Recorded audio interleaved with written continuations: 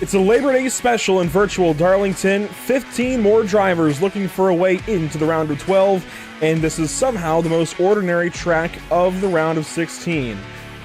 This is the one chance to lock in on a non-drafting track in the round of 16, and it's going to be one of the most punishing races all season long. 220 laps at the Lady in Black. Welcome to Pit Stop TV and the virtual Darlington, South Carolina. My name is Andrew Cardinale IV with Zach Murtis alongside, and it's a pleasure to join you for continuing coverage of the 2024 Icon Cup Series. Tonight's coverage from Darlington is brought to you by Whiplash Simcams, by ATVO, by CC's Business, and now by Cody Williams Design. Zach, it's good to be here.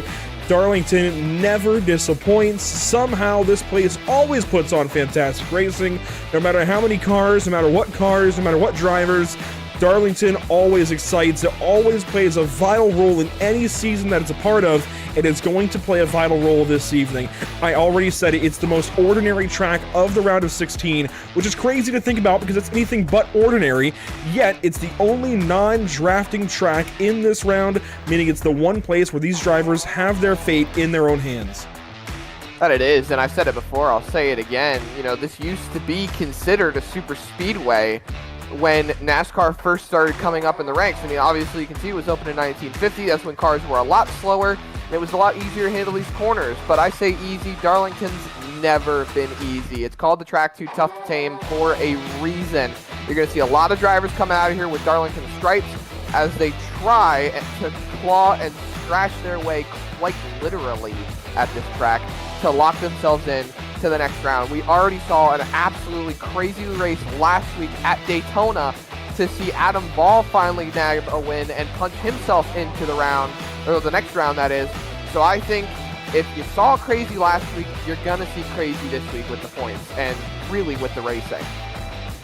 We can take a look at the point standings coming into this race. After 26 races of 37 total this season, Adam Ball is the one driver with a guaranteed spot in the round of 12. Everybody else is looking to try to punch their ticket this evening. Brian Smith, he looks like a good lock on points, as does Ryan Patty, Nathan Finnegan, and even Vincent Loria. But beyond 5th place, things get a little bit murkier. While Gladulich, Purcell, Clemens, Harper, they all have decent buffers, Harper's not here this evening. He's got to miss this race, so he's going to be looking for a win potentially at Atlanta next week in order to advance, which opens up and eases the concerns of these drivers that are in red. Zach Lockett, Brock Hersey, Justin Bissonette, Sean Purcell, and with Bissonette not here this evening in the 06, that even changes things a bit more. So maybe that eases some concerns for Timmy Harper. We never know. But it's going to all come to a head this evening, and again next week at Atlanta, these points are going to change a whole lot. That they will. I think the points are going to be very, what's the word I'm looking for? Fluid. Fluid, yes, thank you. They're going to be very fluid tonight. And I say that because you've got guys like Ryan Smith, Ryan Patty, you see them, they're 65, 50 points for the good. They don't really need to win, Andrew. They just need to get some solid stage points and be able to have a good enough cushion that they won't have to worry about next week. In fact, I would be amiss to say that I think Ryan Smith, Ryan Patty, even maybe Nathan Finnegan are already pretty secure into the next round. Yeah, I already said it. I'll say it again. I think from fifth on up, they're secure. Certainly, Vincent Loria and Nathan Finnegan, they can miss potentially on these races. Granted, they're here this evening, but they can miss on the racetrack, if that makes sense. They can have problems and maybe still drop out of this round, but with all the points they had going in and the points they were able to secure at Daytona last week, they look pretty solid. Really, it's from Gladulich on back that I'm concerned about any of these drivers. I'm not too worried about the guys with multiple wins this season. So it's, again, Gladulich, Purcell, Clemens, Harper, Gunther, Eldred, Widener that are on the in right now that feel like they could still be bumped out, especially Eldred and Widener. Gunther should be pretty good tonight. He seems to excel in these driver tracks. Clemens as well. Kyle Purcell might have, who knows, one of these good nights that he's been having lately. And Gladulich is just always sneaky consistent. So then it puts the onus on these guys that are in red. Zach Lockett, Brock Hersey, Sean Purcell. Sean Purcell should in every way be above this cut line right now, yet he is 14 points back, the deepest of anybody. at 16th place right now. So he's got his work cut out for him between here and Atlanta next week. It's just, there's a lot to digest, certainly, and we'll try and do that over the course of this race, over the course of this broadcast, try and digest what we're looking at and take it in over the course of the evening. But we can take a look at not the point standings, the schedule, rather. The round of 16. Yes, we did just look at the points. So the schedule, 220 laps this evening, 160 next week at Atlanta Motor Speedway. This round of 16, man, it's maybe the craziest of the four. I think I'm going to have to agree with you, but in the same regard, when it comes to the schedule for this Icon Cup Series, the round of 12, I think, is going to be crazy as well. Actually, really, every single round has its own strengths and weaknesses, but the round of 12 especially, you've got a road course, a short track, and then an intermediate track, followed by a super speedway, a road course, and an intermediate track. And then you've got another intermediate track, a short track, and they consider Phoenix a bit of a short track. It's a mile in length, but a lot of people consider a short track, especially since you run the short track package at Phoenix. So there's so many different characteristics of these next 9 races after Atlanta, well, 10 races then altogether, that could really shake up the course of this playoff structure, because there are a lot of drivers who are in the playoffs that are good at road courses. There are a lot of drivers who are great at intermediate tracks, but I think all around, Brian Smith and Ryan Patty, those two that have been at the top of the points for a while, they've got the best shot realistically moving forward. We shift over to qualifying now as cars are on track. Josh Clemens bumps up to the top of the board here in car 44. Whoa, a nice, beautiful throwback for him, but real sideways at a turn 2. That's going to throw this lap away, I think. Adam Ball comes across the line, goes fastest now in car 19. Now it's going to be Nathan Brzezowski across the stripe on his second lap. He goes to the top of the board in car 77. Kevin Gunther goes 4th as of the moment. Brock Hurdesty 5th. Zach Lockett 7th. Looking at some other championship contenders. Vincent Loria down in 13th on lap 1. And there goes Zach Lockett to the top of the board. Wow. A lot of speed out of some of these drivers so far. Gilbert just went up to P2 on the board. Adam Ball's jumping up. There's a lot of drivers going all over the place. We see Vincent Loria. He jumps up to the top of 30-17 compared to Zach Lockett's 30-21. There is still a lot to give and take out of these drivers, though. And here comes Sean Purcell to complete lap number 2. Lap 1 was a wash. Lap 2 for Purcell, a 30.911. That's going to be good for, well, not very good, actually. 15th quick as Cody Neal goes to the top of the board in car 4. Good to see him back this evening after having missed these playoffs when he really should have been on the in. Brian Smith now hitting the racetrack. Ryan Patty's already on it. We're about to be on it. There he is, onto the racetrack, and we're still waiting on lap times from guys like Cody Eldred, Charlie Widener, Nathan Finnegan, and Brad Delph. But we'll ride on board here with none other than Ryan Patty. Let's see how close he gets to the wall down here in turns 1 and 2. It's going to be awfully close for him.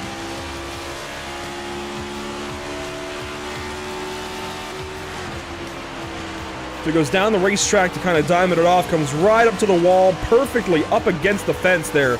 That is exactly where you want to be, in the center of 1 and 2, back up to the wall on exit. That is a solid line from car 30.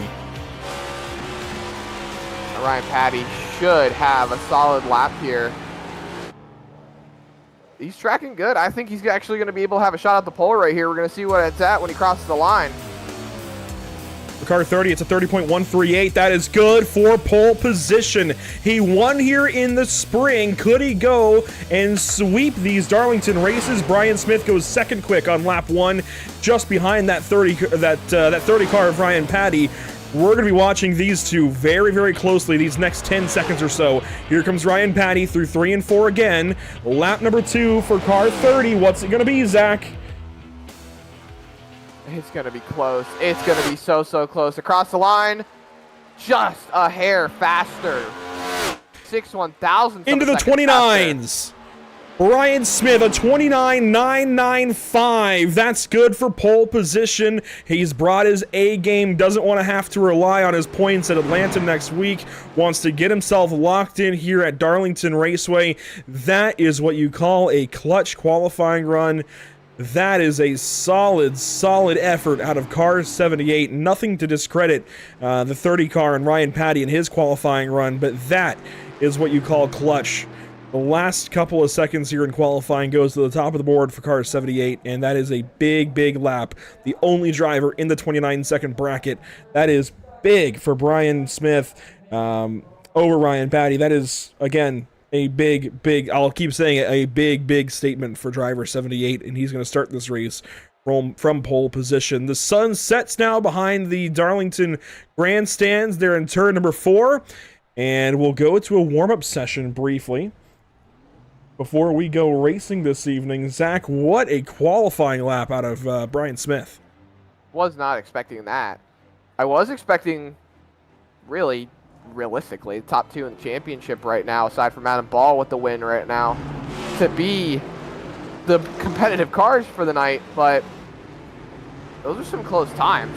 I don't even think we saw those times in practice, as most of these drivers did run 29.9s in practice sessions. However, that's multiple laps in and with the draft. I mean, that's what I'm saying, because I'm looking at the times right now amongst these drivers, and everyone just about downgraded from practice to qualifying. The track's rubbered up, so these cars are going a little bit slower, but to see them still pulling these kinds of laps is absolutely impressive, with, from the looks of it, 5 drivers elected not to qualify, that being Nathan Finnegan, Michael Melfelt Jr., who is still joining us here tonight, Cody Eldridge, Charlie Widener, and Brad Delph. Weather conditions on the racetrack currently during this warm-up session, 77.7 degrees in the air, and, well, we were taking a look at it before Adam Ball went to the top of the board, so we'll have to wait a moment before that graphic comes back up. Looks like 83 degrees in the on the track.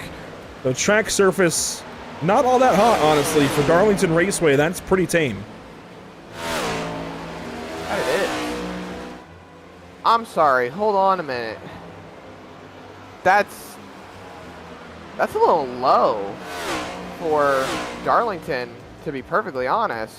I was expecting a lot hotter of a racetrack. Yeah, that's pretty tame, honestly, for Darlington Raceway here in virtual Darlington, South Carolina. But, oh, somebody has just taken a header. I think that was Ryan Patty in the 30 car. That's his bumper flipping down the backstretch, but we take a look at Charlie Widener, who's fastest so far in this warm-up session. And this is where we can learn a lot about who's going to be fast tonight, because this is an opportunity for these guys to go run 5 minutes on the racetrack, run a bit of a race kind of, and you're seeing these guys go 28s now. So clearly faster than qualifying. Temps have dipped a little bit. And whoa, hello, that's trouble off of turn 2. Cody Eldred on his lid.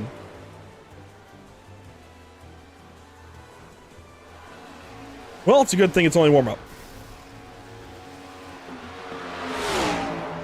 Very good, because they don't have fast fixes.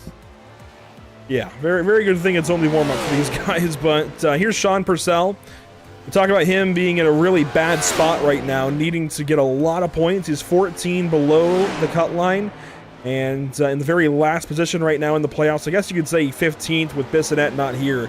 Bissonette's kind of going to get an assumed 16th place, but Purcell needs a lot of work this evening, and so far is dropping, well, he's 5th quick in warm-up, dropping now to 6th. He's not too bad in warm-up, but it takes 220 laps to get to victory lane this evening.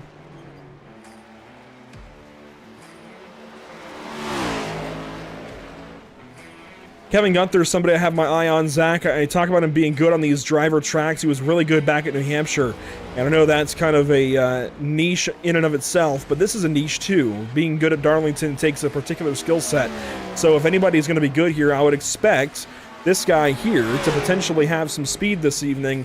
We'll have to see what he's got here in warm-up. I don't recall where he qualified, Zach, but I'm watching car 31 this evening. A teammate, of course, to that of Ryan Patty. I'm watching this 31 to potentially be quick. I'm sure he will, as camera footage pans over the lovely Darlington Raceway. Lots of great B-roll that we've had going on. Oh my gosh, have I had B-roll up the entire time? Yes, we've actually been trying to let you know. The drivers have been trying to get in touch with you. We've been all trying to let you know that it's been B-roll through all of qualifying. It's some great B-roll, though. We love seeing all the amazing shots here at Pit Stop TV, and now we see all these great cars on the racetrack as the sun starts to set in the background, and Kyle Purcell goes fastest in the warm-up. It's a lot of great stuff at Darlington. You love to see it. My apologies. That happens from time to time. You hit one button, you think you've hit them all. But now I can show you that the 31 of Kevin Gunther has not got much speed right now in warm-up. With 5 seconds to go, 18th quick. We'll see if that lap is better for him as the tires have come up to temperature a little bit. He does bump up to 14th. I've got a feeling, Zach, and I don't often get feelings about certain drivers, but I've got a feeling this evening about that 31 to watch out for him potentially. Keep an eye on Kevin Gunther as we roll into the race session, and we'll take a look at the starting grid brought to you by CC's Business. Down on the racetrack, starting from first spot, Brian Smith with that monster lap time that just vaulted him up into the first position. Ryan Patty going to roll off from second spot. Starting third and fourth will be Cody Neal and Vincent Loria, teammates from KU Motorsports out of Michigan there in row number 2. Starting 5th and 6th place will be Zach Lockett, Kyle Gilbert, then Jacob Smith and Adam Ball. Complete your top 8, and finally to complete your top 10, it's Kevin Gunther, who I was just talking about, and Nathan Brzezowski in 10th. Moving on down through the field, Joshua Clemens and Brock Hersey. Brock Hersey having quite a good qualifying effort, to be perfectly honest, as he is still trying to point his way into the round of 12, and he'll be starting 12th on the night. 13th and 14th on the starting grid. That's going to be row number 7. Evan Patinko. He's down low, Patinko, tonight. He's starting on the inside line with Anthony Teseo starting to his outside in that 14th position. Rolling on to 15th and 16th, Jacob Gladjulich and Kyle Purcell. Those are 2 other drivers who are looking to have good nights here at Darlington Speedway. And then 17th and 18th, Sean Purcell on the outside, but Stephen Tuck to his inside. That's going to be 17th and 18th. And then row number 10, Andrew, that's going to be Eric Smith and Hanover Fist. 21st, 22nd, you'll find Nathan Finnegan in the 6th car, Cody Eldred. I guess 22nd isn't loading for us, so Cody Eldred should bump from 23rd to 22nd, it looks like. It'll be Charlie Widener, 23rd, I guess, and Brad Delphin, 25th or 24th or whatever. They're going to line up at the back of the field anyways, but things kind of a little off their game as far as the graphic goes. Well, let's take a look at the Whiplash SimCam's race details. 220 laps this evening, 69 laps stage 1 and stage 2, and then 82 laps in stage 3. And Zach, it should be a straight up one-stop stage every time we're on the racetrack this evening. That it should.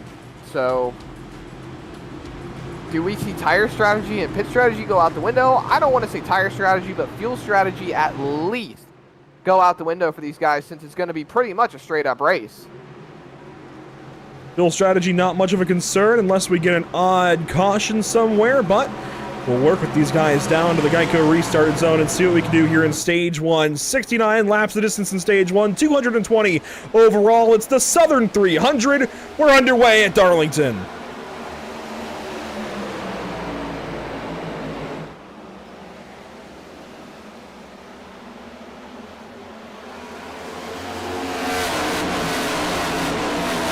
One car grabs the wall in the back, but here we go, side by side for the race lead. Brian Smith, Ryan Patty into turn number 3. Patty's going to take the spot away. Crossover now out of the 78. Side by side coming off of turn number 4. It's a 3-car race. Do we see 3 wide? No.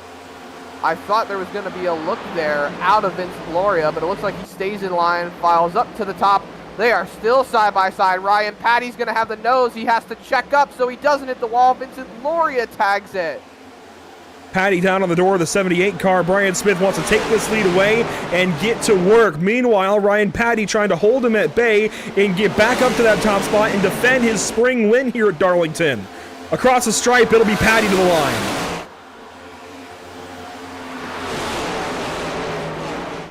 Single file now through turns 1 and 2. Vincent Loria closes in on that 78's back bumper coming off of turn number 2. He may take a look. He peeks down the back straightaway, but it looks like everyone stays single file. Some cars hit the wall in the back.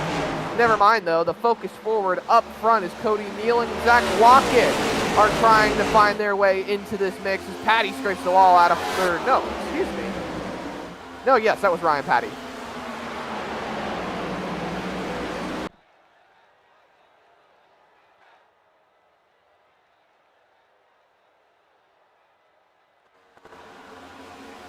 Lose graphics there for a moment. We'll come back in just a second with graphics on screen, but we watch the front of the field anyways through turns 3 and 4.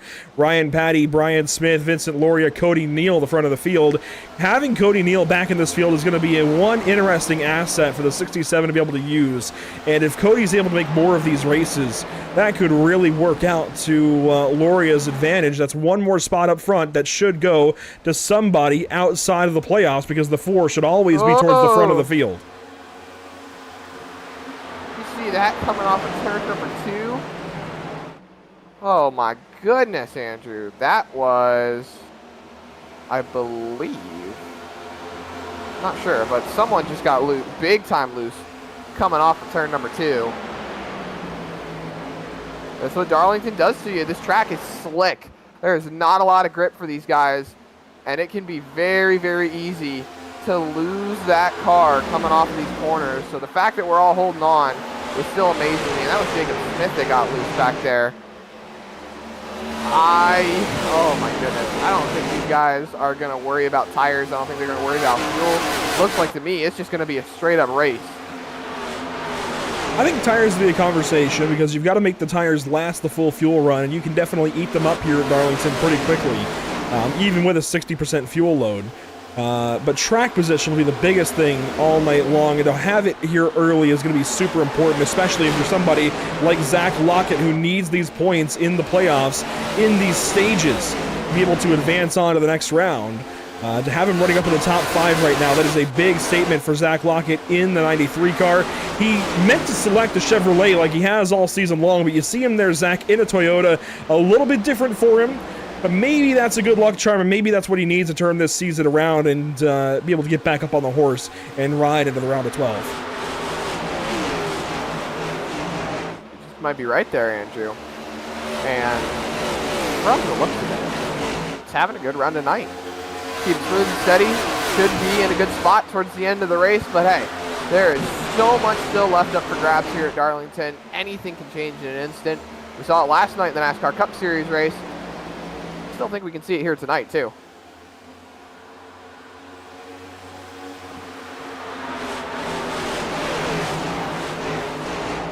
So watching Lockett, Gilbert, Brzezowski here towards the back end of the top 10, you'll find Jacob Smith, Kevin Gunther, and Adam Ball, who is clearing away into the next round of the playoffs. So a good thing there for car 19. He won last week at Daytona International Speedway. To already have that win out of the way and be set, that is a big, big deal. You don't have to worry at all here at Darlington. Don't have to worry at Atlanta. You can also start to focus. You don't have to worry about going fast here. You can start to focus on those races in the round of 12. That's where you'll need to have speed. If you're Adam Ball, everybody else has to worry about getting there first. Yeah, if I was Adam Ball, I would be taking every waking moment of these next couple of weeks and practicing the ever-living heck out of Watkins Glen and the next 2 tracks after that. Just any chance you can have to put yourself in a good position rolling into the next round, I would absolutely take it. But not to mention, Andrew, he can still get some points here tonight that would help his case moving forward into the round of 12. Unless it's a full points reset, I would assume the points that they accumulated would carry over.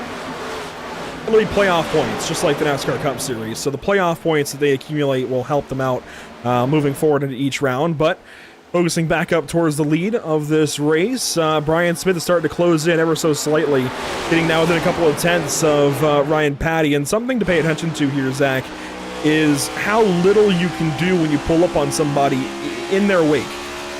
Kyle Busch talked about it after going second place to Chase Briscoe last night. He ran Briscoe down and caught up to that 14 car, but passing is a whole different story. Unless you can get side by side right away, you're going to have trouble getting there and making a pass on anybody here this evening. Maybe it'll be easier back in traffic, but certainly for the race lead, clean versus dirty air, going to be a big deal. That it is. Dirty air is always a talking point in any motorsport, really. And a lot of drivers and fans and officials keep saying that they want to eliminate the dirty air to allow these cars to be closer together and race better, and you're never truly going to eliminate dirty air. It's always going to be apparent in some way, shape, or form, or in some sort of regard when it comes to how these cars handle. So the best thing is to just learn to drive around the dirty air. Find a line that works for you. The way they say it in IndyCar is that just about any line can be fast, so run the line opposite of the driver in front, and you're still going to end up catching them. Riding on board here with Vincent Loria, you can see just how close Brian Smith is getting to the 30 car of Ryan Patty. In fact, the back end of Patty's car, this is the view as Smith gets oh so close into turn 3 there, right up on the back end of car 30 for the race lead, but you see him wash up out of turn 4.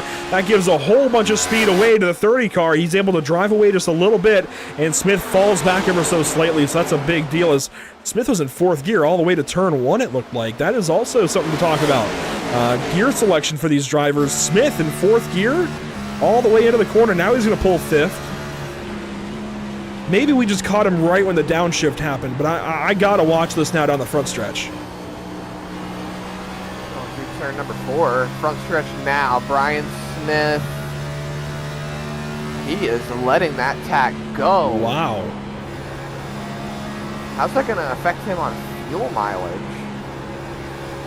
He should still be okay, but that's going to burn a little bit extra. I would think you'd want to pull 5th gear somewhere on the flag stand, kind of like you do on the backstretch. So that's kind of interesting. Maybe he feels like that helps him get into turn 1 versus some of these other guys, and it's hard to argue when you see just how fast he's been all season long and how fast he was in qualifying. Very hard to argue with the logic of whatever's going on there for car 78.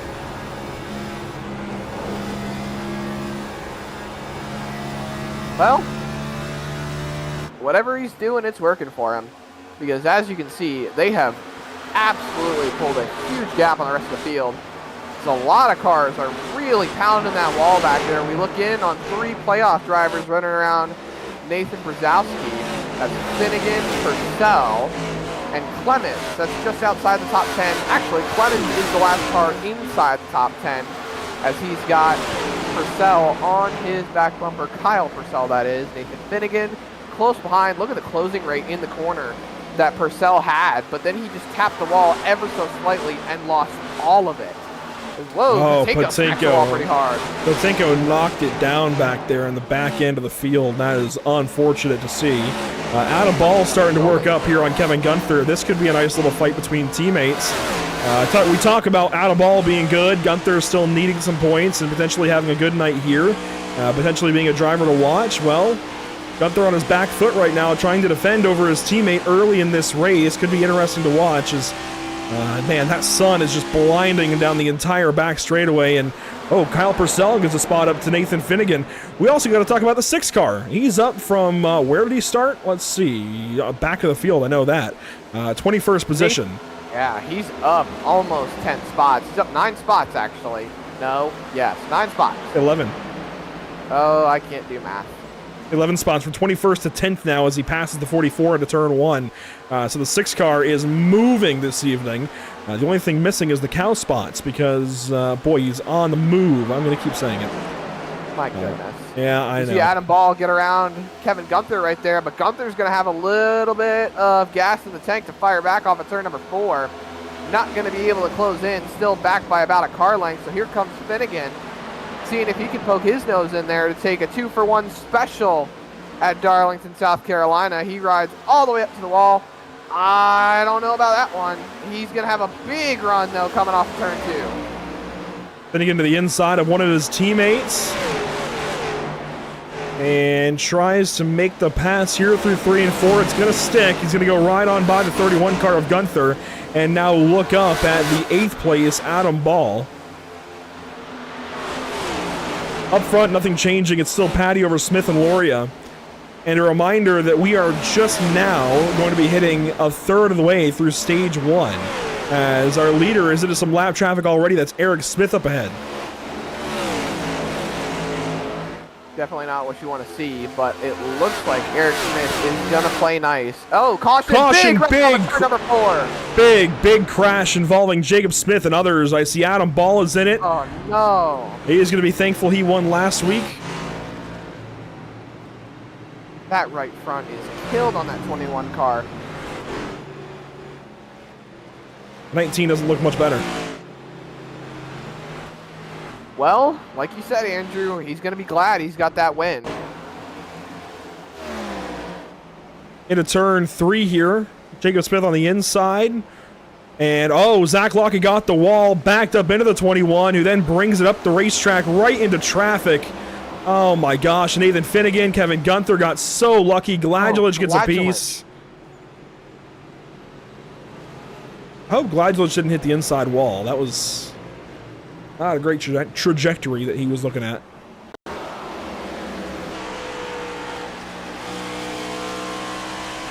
On board, car 21.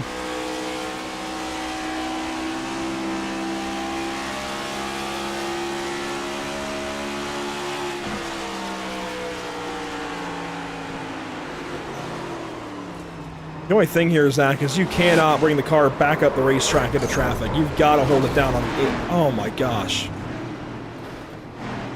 And Gladulich, what a catch to keep it off the wall. He might have just grazed it. That has got to be one heck of a save for Gladulich there.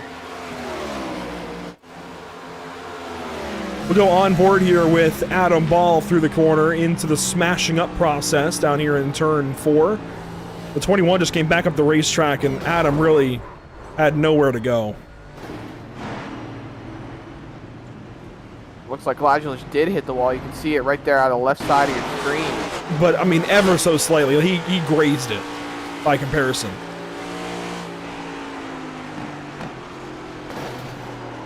Oh, there's the hit. Yeah, that's just a nice light graze. I wouldn't even be worried about that. Maybe go in, take a little bit of optional from the right side, but then again, I still don't think he's got really too much to worry about on that car. Pit stops have happened, and Brian Smith gets out and away with the race lead. Granted, we saw him start from pole and lose the lead to Ryan Patty. And I think we're going to need to replay pit stops. Let's see these guys come down into the box. Patty stops a little bit early. Loria and Neil have to adjust. Everybody's fuel only, but it looks like Patty just takes a little more fuel than Smith. Yeah, that's going to give Brian Smith the lead right there. There you see Patty, 7.78 in the box and 41.10 in the lane. Oh, yeah, that's a big difference. 40.65 and a 6.95 in the box.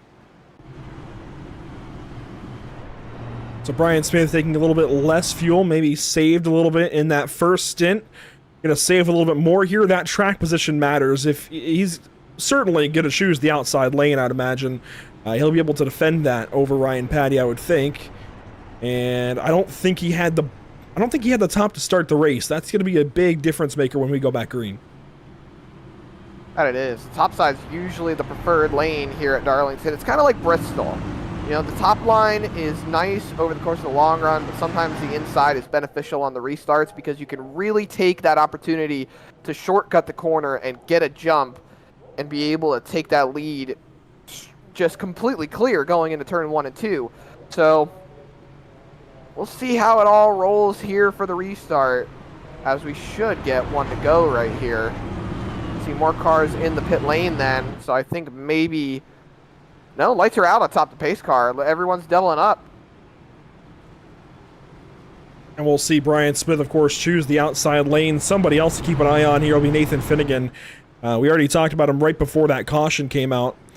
From the 21st spot now to 5th place, Zach, this 6 car is on a tear. And if he's able to be unleashed up here with the leaders, who knows what could happen. We don't have a good reference of how he'll be compared to these guys that have been leading this race. He might be faster. He just might. We'll see how it goes. Nathan Finnegan starting. Oh boy, this restart in the 6th position. Or, excuse me, the 5th position. number 6 in number 5. Oh my goodness. Well, Andrew, lights are out. Everyone's doubled up. Pace car is going to make that hard left turn. We're going to bring them all back to the Geico restart zone. I think we're still in for one heck of a show to end this stage out. We're going to have 41 laps to go in stage 1 when we get to the restart zone. Waiting on the green flag from Barney the Flagman, and there it is. Green flag is out, the restart is underway, and the Southern 300 is back green at Darlington.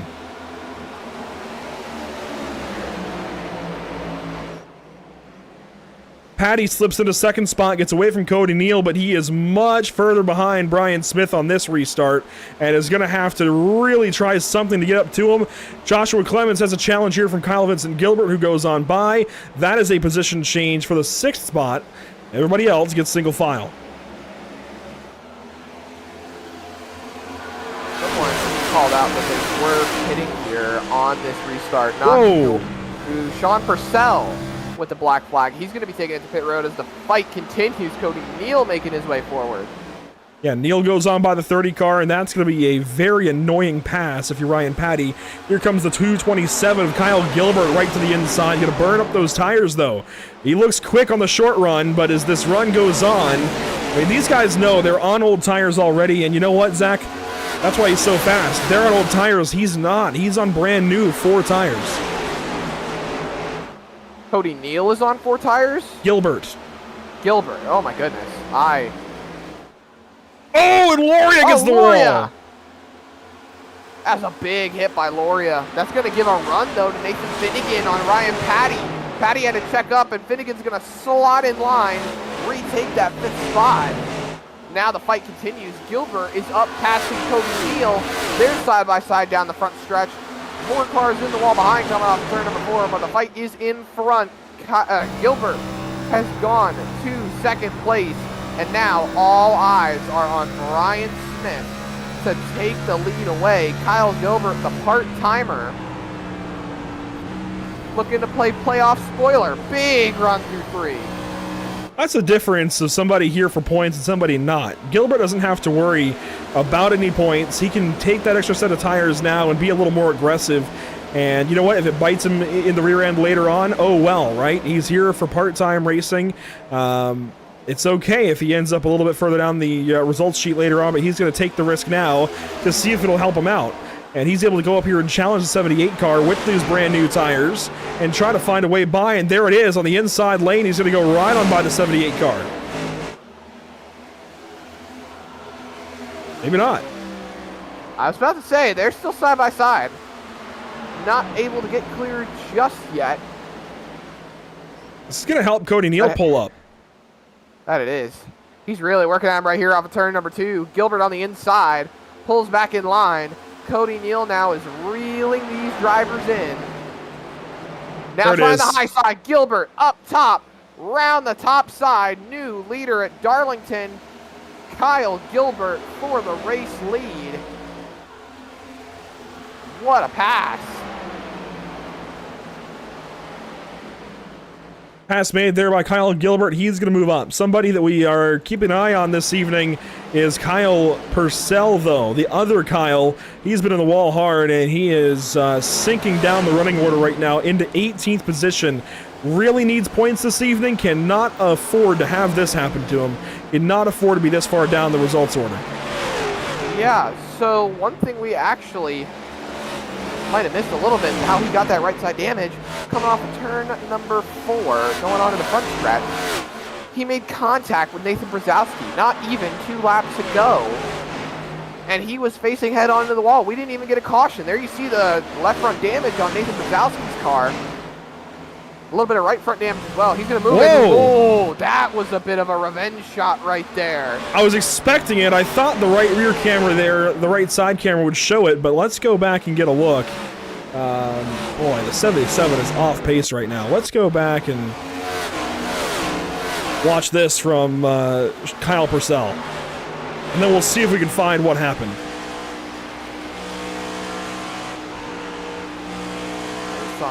That's Brzezowski in front. He taps the apron and then just comes right on down to try and take a little bit of a revenge shot at Brzezowski. Here we go. This will be a look at what happened for Kyle Purcell and Brzezowski potentially. This is a few laps ago. Right behind Evan Patinko, who now runs in the 13th spot. You see Brzezowski plowing up the wall there. So Brzezowski's just been struggling.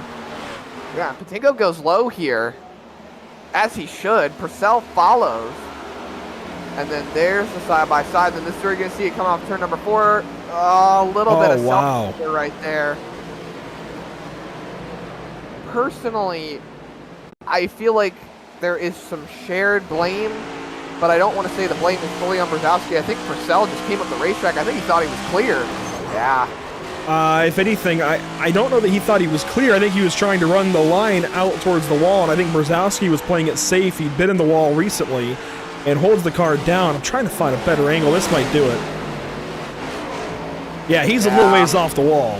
I think he was trying to play the corner safe and stay off the wall, and Purcell is trying to get by and be a little bit more aggressive on the racing line.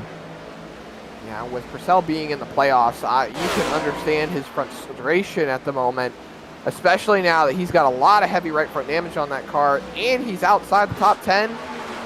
I can understand why he would be a little frustrated. And again, he is also the lowest of the playoff drivers at the moment. Another driver that seemingly took 4 tires here is going to be none other than Zach Lockett. And I'm a little confused as to why he's this far down the order, Zach, because he restarted inside the top 10. So unless something happened to him, and he does have left rear damage, but I think that's from Jacob Smith getting into him. But Lockett is 11th right now, back with Steven Tuck. I would expect Lockett to be much higher up the field right now if he's got 4 tires, so that's a little confusing to me. But we also have Jacob Gladulich on 4 tires, so he's cruising through this top 10, is now working on second place Brian Smith, right to the inside there in 1 and 2. He took a peek. Slight peek. It looks like he's going to stay in line. Not really making too aggressive of the moves at the moment. I say that, he takes a look to the outside of Brian Smith, who holds it down on that white line. They may get side by side. No, Brian Smith has a big wiggle though. I don't think Smith is going to be very happy with these guys trying to go by here, as Gladulich takes a look there and finally makes the pass. Cody Neal going to have a chance to try and catch up to the 78 car now. But Smith does not usually take very kindly to these guys trying other strategies as a couple of cars get the wall off the corner. Loria, one of them. He's going to fall back now, victim to the 6th car of Finnegan, and moves into the 5th spot. And so of the guys that are on old tires and are saving a set, Brian Smith leads. Then it's Cody Neal, Nathan Finnegan 3rd, Vincent Loria, and Ryan Patty 5th. But on the racetrack, because those 2 guys have tires, Gilbert and Gladulich, they are 1st and 2nd and bump these guys down a couple spots.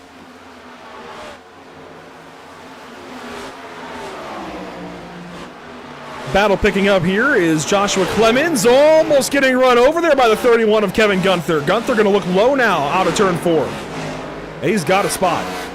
Side by side right there, but it looks like he'll get clear down the front stretch. Gunther back up into the 8th spot. Now he's got his sights set on Ryan Patty and Vincent Loria, who are just about half a second up the road to Patty and then a full second to Loria. Then you've got Finnegan right in front of them, Cody Neal in front as well. Everything's shaken up at the moment. And actually, Cody Neal is right on the back bumper of Brian Smith as we see Patinko and Lockett side by side. Patinko takes the spot away. And that'll be Lockett down another position now to the 12th position. And you mentioned Sean Purcell. Right when this race went back green flag, he had to pit for a penalty. Well, he has got a lot of front-end damage as well. He is down in 20th position right now, a little ways ahead of Brzezowski, and pretty close to going a second lap down, I would say, because he's into turn 1 and Gilbert is out of turn 4.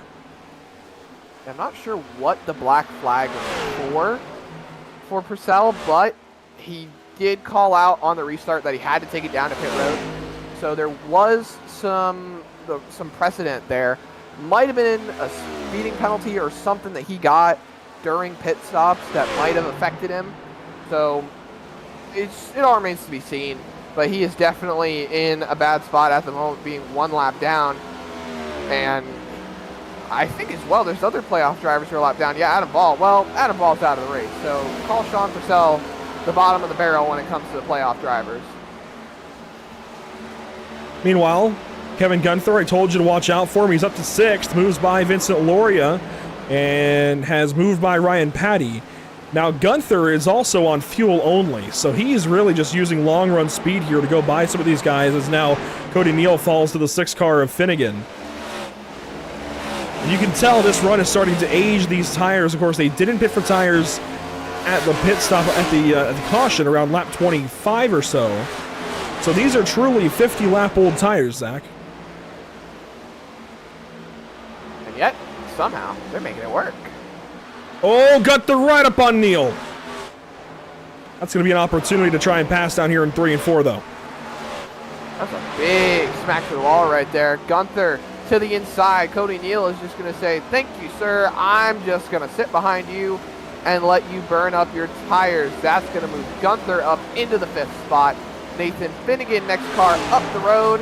And Cody Neal is just waiting in the wind for something to happen. He's up here to play spoiler, Andrew. No playoffs or championship hopes on the line for Cody Neal. He missed a few races throughout the middle of the season.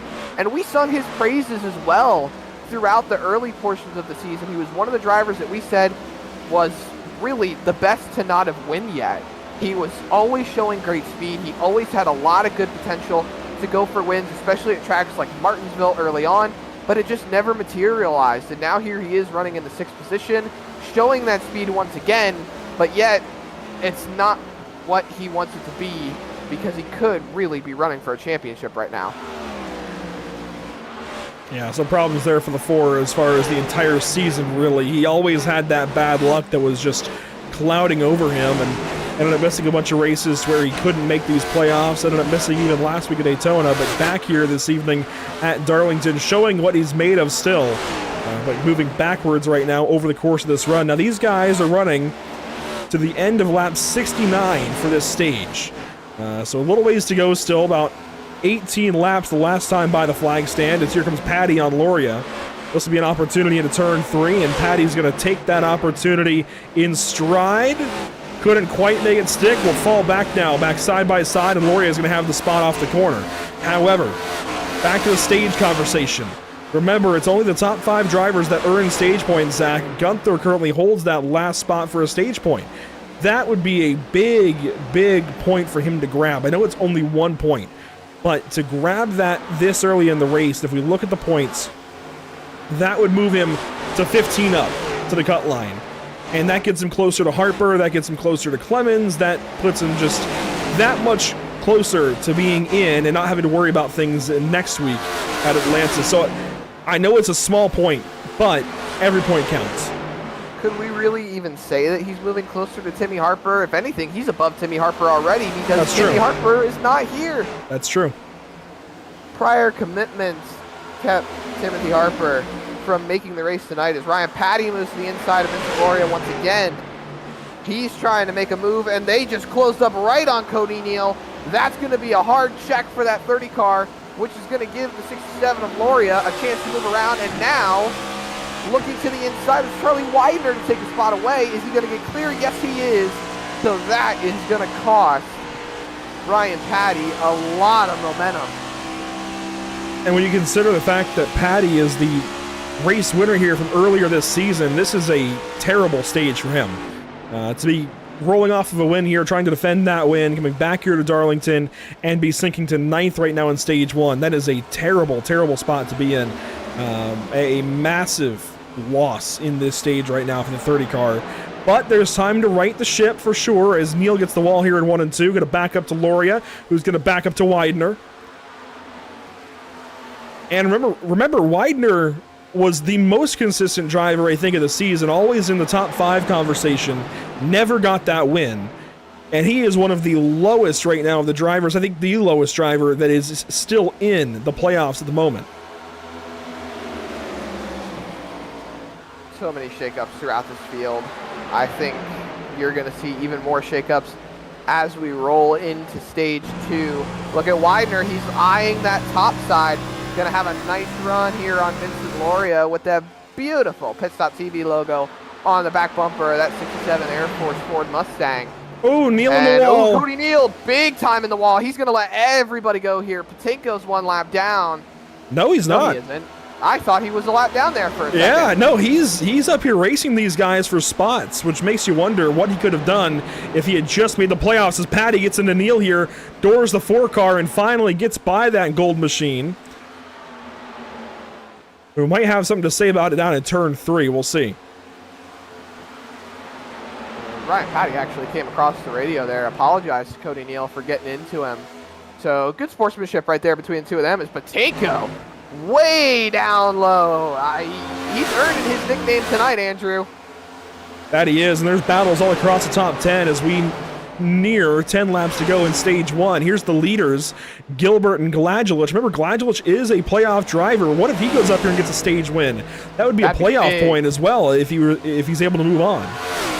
Yeah, that would really help his playoff chances, especially set him up for success rolling into Atlanta, because Lord knows that if you can't win tonight, you've got to maximize points as much as you possibly can. So if I was Gladulich, and I know I got to stop coming up here in about 9 laps or so, I would absolutely be all-out push mode to take that lead away as Gilbert goes up to the top side.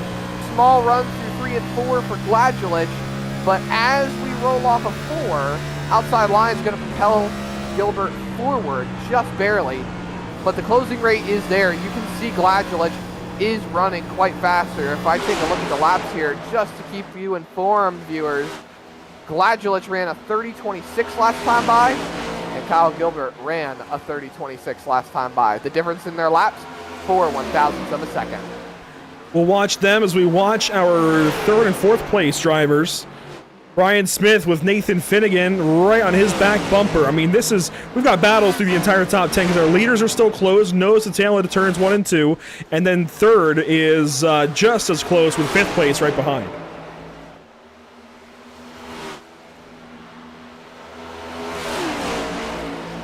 I'm still so shocked that Brian Smith is not leading right now. It's so surprising to me how the strategy has changed up. And we look now, Nathan Finnegan takes a look to the inside. Now he's drawing alongside that 78. That top side's going to prevail on that last corner there off 4, but Brian Smith hits the wall. He comes down on a Finnegan. That chops the whole run. Ryan Patty now, or excuse me, no, that's Kevin Gunther. Their schemes look so similar. Finnegan drives it into the corner. I don't think Brian Smith was too happy about that one. Well, he's going to have to swallow it for now as the 6 car goes by for 3rd. Gunther now looks at the 4th spot, and Brian Smith doesn't look so invincible this evening. I know this is a long run on some tires that have really had to go the distance, but this is what I was talking about, Zach, that tire strategy is going to matter this evening, trying to save that set all night long and get to the end with fresh tires. It's going to be an art in and of itself. Up front, here we go. Potentially for the top spot here. Gladulich runs the center of the corner to drift up, and look at that. Gilbert, he got really tight through the corner. Now they're going to be side by side. Gladulich draws along the quarter panel. Side by side into turn 1. Gladulich gets the nose ahead. Oh, and he's going to push up into the 227 and crash for the race lead and a stage win. Jacob Gladulich went for it and pays the price. And he might be crab walking in that car. I don't know for certain. Everything seems in order. Looking now, race control has not scored him with a pit for repair flag. However, Kyle Gilbert, a different story. The front end off that race car. We ride on board here. Look at Gilbert. He is destroyed.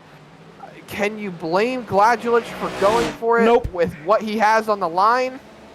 No, I was just going to say, I think this is going to be a lesson to Kyle Gilbert when you're racing playoff drivers. I think maybe keep that in mind. I know he's going for it in his own right, but you've got a playoff driver to your inside. Do you really want to hold on his door and potentially crash the both of you?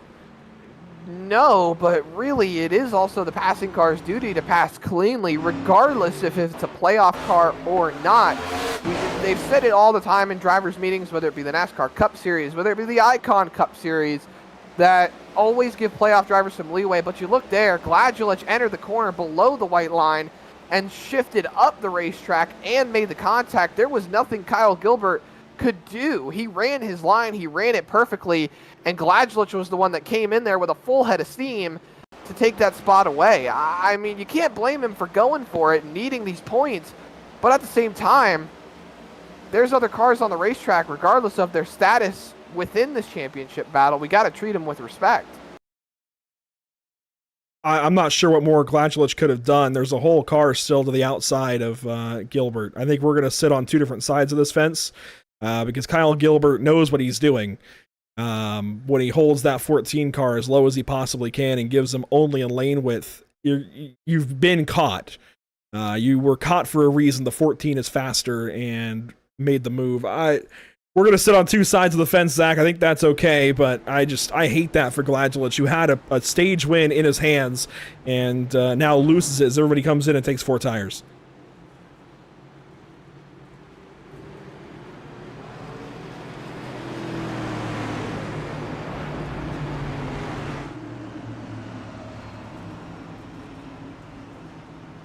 And Gladgelich in all of this, I think he's going to be okay, Zach. Really, I do. He just might be. Shouldn't be too much. He's already out and away.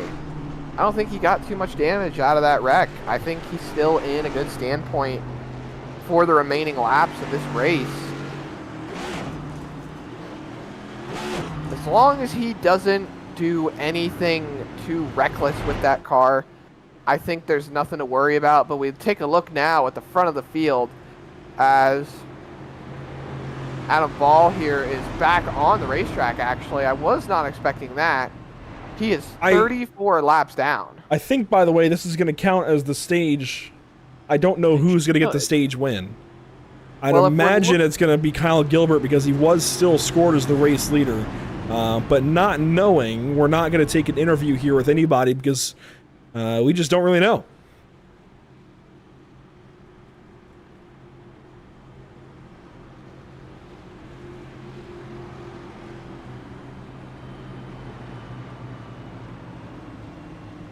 We'll check into who wins stage number 1 and maybe catch up with them at a later point in time, but not knowing just yet, we're going to hold back from taking an interview with anybody just because we don't really know. That's certainly one of the more unique ways that a stage has ended, racing for the stage win, having those two drivers crash. I think Gilbert is credited with a stage win, but I don't know for sure, Zach, and I wouldn't be comfortable interviewing him as a stage winner if he's not. Meanwhile, Teseo and Ball will each get a lap back. That'll save Teseo's race and bring him now to 1 lap down. Kyle Gilbert is going to go 2 laps down. Nathan Brzezowski, the other car, 1 lap down. Adam Ball is 34 laps behind the race leader, so that'll help him a little bit, but certainly not enough as the only other driver out of this race. The only driver out of this race is Hanover Fist. He had a problem some 47 laps ago and is out now. Sean Purcell works off the pit lane here. And look at that car. It looks clean again. So a playoff driver needing something to turn around for him. Maybe it's turning around finally for that 04.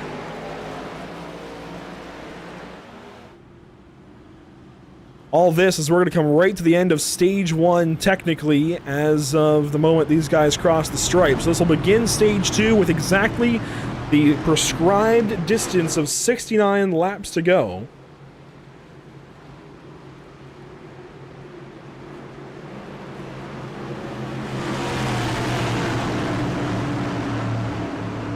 And into the restart zone we'll go.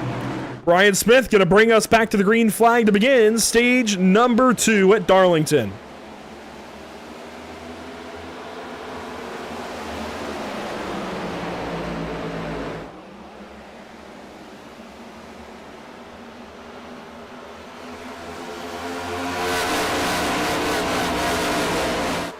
Down the backstretch into turn number 3, Vincent Loria looks on the inside of Kevin Gunther and will make that pass.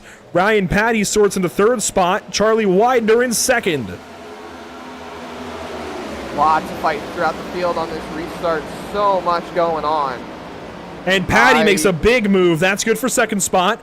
Widener's going to fall back now to 4th. I think Smith might have just tagged the fence. He slows down a little bit. That's going to bring Patty into it.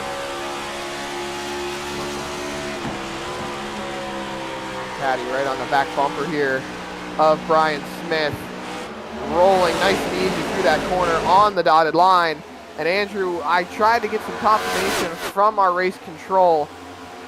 They do not actually have a standpoint on who has the stage win at the moment, because their ruling is if you're involved in an incident, you're not able to score the points. As Ryan Patty takes a big move to the inside, so we'll have to wait probably until the end of the race until we get some confirmation on who won that stage.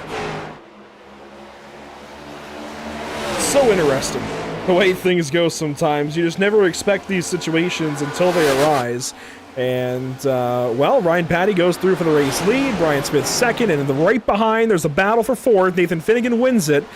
Charlie Widener falls back to fifth spot. And so your top five are all playoff drivers. Then Cody Neal sits in sixth. There we go. Over Kevin Gunther. And look at Kyle Purcell back in the top 10. Side by side right here. That's Patinko and Widener. Eldred, rather. 9th and 10th. Oh, yeah, that is Eldred. Sorry, their car pace schemes look a little similar. So it threw me off for a moment. I always get confused with similar paint schemes. Ryan Patty goes purple after taking the race lead away at 28.95. So these drivers are still hammering these laps out at the moment as Patinko holds it down on the bottom off the corner. Whoa, Gladulage of the 14 right down to the inside wall. Just hangs onto the race car. What a catch again by Jacob Gladulage. He's been through the ringer this evening. Oh my goodness. Right in front of Brzezowski. I'm sure he had a Code Brown moment. As we look a little further up the road, Clemens now into the 10th spot in front of Eldred.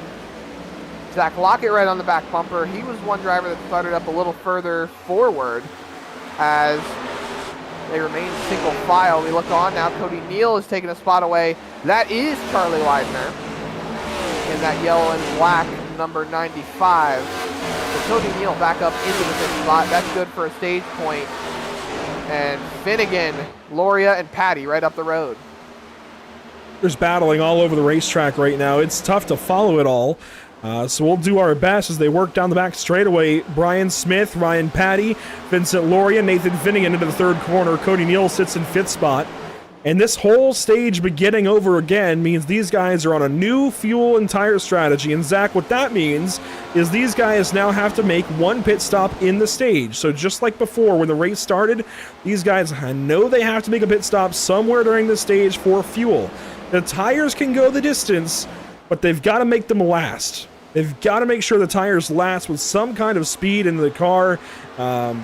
Fuel, though, is the big thing they have to pit for. That it is. Fuel is going to be one heck of a problem tonight. Well, actually, no, it's not. We already went over this. It's not going to be a problem. These guys should be relatively good on fuel for just about every single stage. So it's going to be a straight-up tire race at the moment. And I'm curious, if you're one of these guys trying to save a set of tires for the end of the race, but you don't want to have to stretch tires the entire distance of this stage, assuming this stage goes green, Zach, even if we get a caution somewhere, do you maybe take two left sides so you've got some new rubber on the car, but save a set of rights for later in the race in case you need them? Nope. I'd save a full 4 set. I want to keep those tires as long as I possibly can. Whenever I'm either in the race car or I am coaching someone, I always try to plan the strategy around having one less set than we actually do. So if we have 5 sets with 1 on the car and 4 in the box, I plan for 3. So that way if we have that late race caution, we have a set of tires to use if the track position is open and available. If the race rolls on green, I mean, you might change the strategy up since you probably don't have to save the set. But I always plan to have that 1 extra.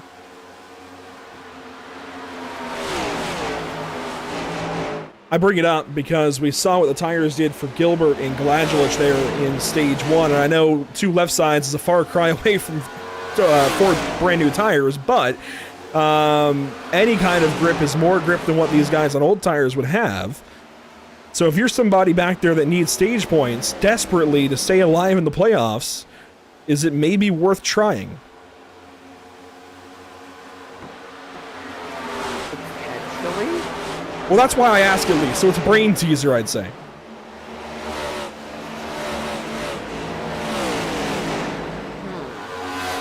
have to get back to you on that. Right? I mean, it's worth at least considering to a point. Because, again, any tires is better than no tires, so long as it doesn't completely screw up the balance of the car, which would be my only concern with doing it, is if you take two left sides, you have more grip on the left and the right, is that going to hurt you more than it helps you? I don't know. I don't have the data, but I pose the question anyway, as Kyle Purcell gets all kinds of into the wall there off of turn 4.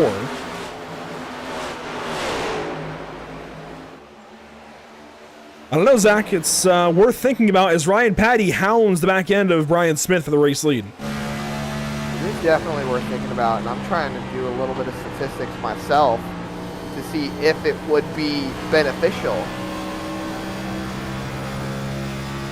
I'll get back to you, though, as we stay on board with Ryan Patty, looking on to that back bumper of Brian Smith. I want to mention something. On. Yes, the lights are on, and boy, this sunset looks beautiful. I want to mention Kyle Gilbert back on the racetrack, so the only car out of this race is Hanover Fist.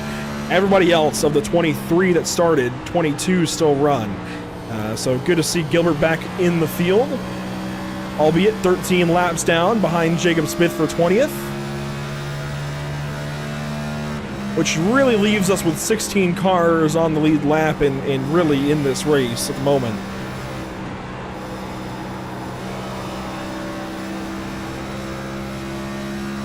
You know, somebody we haven't talked about is Brock Hersey. Very quiet so far this evening.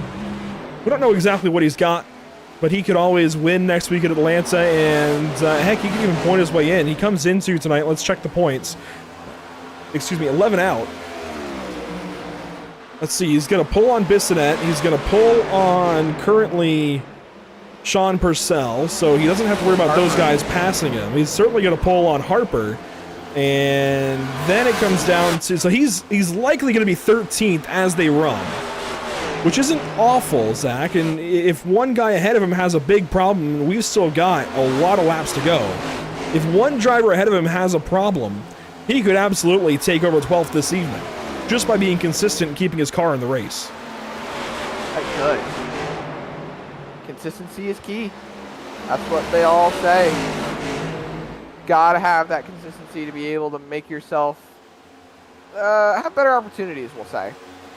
As we take a look at some of the other drivers who are in the playoffs, that is one of the other Purcell brothers. Kyle. Yep, Kyle Purcell. Right in front of Gunther and right behind Widener.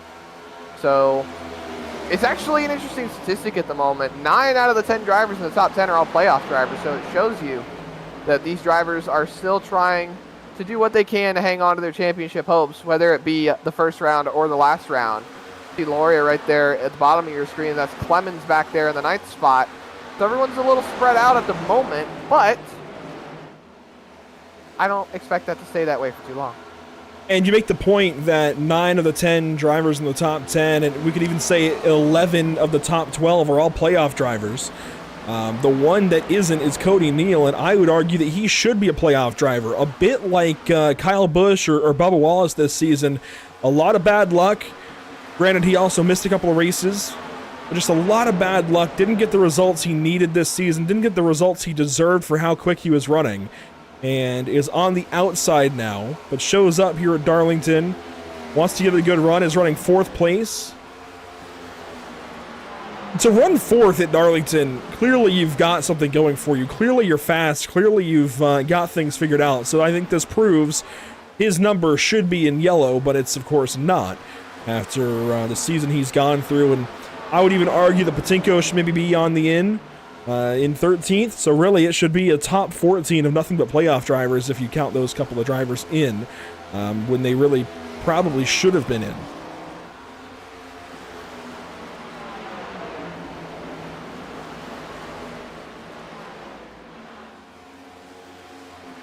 Zach Lockett works on Cody Eldred. This is going to be for 10th spot. Jacob Gladulitz right behind. These are the playoff drivers right at the top 10 cutoff. And right behind Sean Purcell, who is still 2 laps down to 19th spot.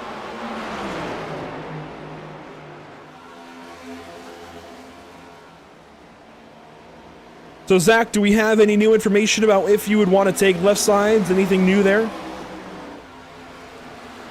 After thinking it over a little bit, I have come to the realization that left side tires would not do too much good, just because it wouldn't really give you anything that you would need out of the car. I mean, fresh rubber, great, but right side tires are going to be the drive-off tires, so you're not going to really have that much more grip. I mean, if anything, you'll be not really any looser. Because the whole point of the right sides falling off is going to make you tighter as the run goes on, and everyone drives off the right front. This is how it is, so you're not gaining any grip other than, I don't know, some left side turning ability. I just don't think it would be worth it. I think if you're going to go in for tires, you got to take 4 tires. So save that set. Well, that's why I bring up maybe if you've already saved a set and you're trying to get some points, maybe use the left sides and save the right sides for later, because you know you'll need the right sides at some point. It's a brain teaser, as I said. I don't disagree with the idea that it's not going to help you, but I think if you're somebody like Cody Eldred, maybe it might be worth a shot, or even a Zach Lockett. It might be worth trying. If you haven't tested it yet, it might be worth testing here in race conditions just to see if it's going to help you out.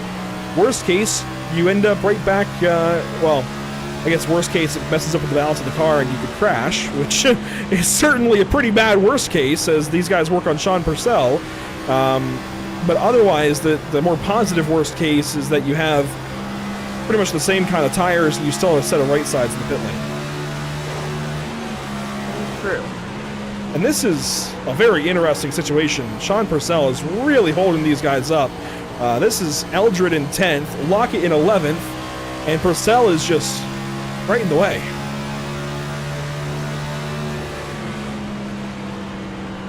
Oh, and here comes Gladulus to the inside of Lockett. I'm not sure about that. He's got to make that move. He tried to make it earlier. I assume he'd go for it again. Finnegan works now on Ryan Patty. Ryan Patty has lost Brian Smith, and I think Patty's got great short-run speed, Zach, race-winning short-run speed, but I think he's lacking on the long run. As you can see, he's lost 1.7 seconds now to Brian Smith and has fallen back to his teammate Nathan Finnegan. So we know Patty now is good on the short run, not so great on the long run. That tells us a lot about how this race could end up.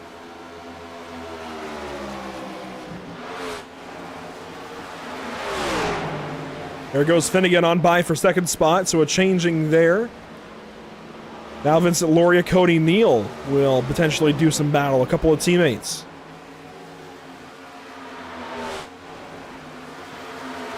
Still single file, pretty spread out throughout the field. Brian Smith has really walked himself out to one heck of a lead as well, just about 2 seconds over Finnegan and Patty. Neal, Loria, Widener, Purcell, Gunther, Clemens, and Eldred. That's the top 10. And I can see what you mean. Out of the 11 of the top 12, inside the, all being, oh my goodness, all of them being playoff drivers. However, my rebuttal, I have never understood weirdly specific statistics, because it just seems like it's made to paint a picture to make it seem like those are benefiting a little bit more. But like, I prefer standard statistics of, say, top 5, top 10, top 15, top 20. Where are we pulling top 12 or even top 13 sometimes? Well, just because the next driver out of that top 12 is a non-playoff driver. So 11 of the top 12 are playoff drivers at the moment, and really I'd say 12 should be. But we've kind of circled that conversation with Cody Neal and circled his name a couple of times. What I do want to talk about as we eclipse 100 laps complete is what's upcoming for us at Pit Stop TV, Zach. And this is also a good time to talk about our new partner, Cody Williams Design. You see a whole lot of Cup-style racing coming up this Tuesday. Tomorrow night we go out to the Auto Club Speedway with the BRB Butt Kicker Cup Series. That's their final race, their cutoff race before they go racing in the chase for their championship. And then Sunday, September the 8th, we go racing at Atlanta Motor Speedway for the final race of the round of 16 here in the Icon Cup Series. And you see that brand new Cody Williams design painted number 4 in the picture there for Atlanta. And then for the picture of Las Vegas, you see another brand new Cody Williams design painted number 4 car, but a little bit different one. Yellow on top, blue on bottom. And we've got that differentiation now between those different cars, as we'll have one for Icon, one for BRB, and now pit stops on the racetrack. Green flag pit stops underway. And I'm not surprised to see Patty kick it off. Kyle Purcell is going to follow. I'm going to flip the script and say I am surprised to see Ryan Patty, because you don't want to be the first one to pit. I would disagree here, because you get in, you get those brand new tires, you're going to bring everybody else in. Here comes Finnegan. You're going to have tires on the car first, be able to run some faster laps to get that track position to be able to hold everybody else up.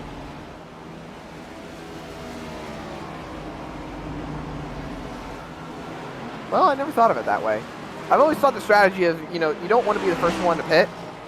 As we see Brian Smith now following suit and taking that car to the pit lane. They talk about it a lot in Formula One, the overcut and the undercut. And oh, Cody Neal missed the pits. Ooh, that's big for the 4. Tried to get it woed down in time, couldn't do it. He's going to have to go around and come back in. And boy, that's going to be a lot of time lost for the 4 car. He's going to be more or less out of it out front. As Brian Smith comes into the box here, he's going to go all the way down to the final pit box on pit lane. And finally come to rest and take 4 tires and fuel, I'd imagine. Or is it going to be, well, it's at least right sides for him. Is it going to be 4 or is it going to be none? Or 2, rather. It's going to be 4. 4 tires, what'd I tell you? Loria taking 4. Lockett, though, this is somebody that we could see play a strategy move here. Maybe take 2 tires. Is he going to dip out with 2? No, it's going to be, it looks like all 4. As Neal finally comes down. 4 tires seems to be the way to go, Andrew. I said it before, I'll say it again. You don't really want to jeopardize taking just left side tires. I don't think it would be a good move for these drivers. You see Steven Tuck in the pit lane. Ryan Patty goes fastest on that brand new set of tires, and he is going to leapfrog ahead of the 78 of Brian Smith as Cody Eldred comes into the pit lane. So Ryan Patty's got the top spot over Ryan Smith.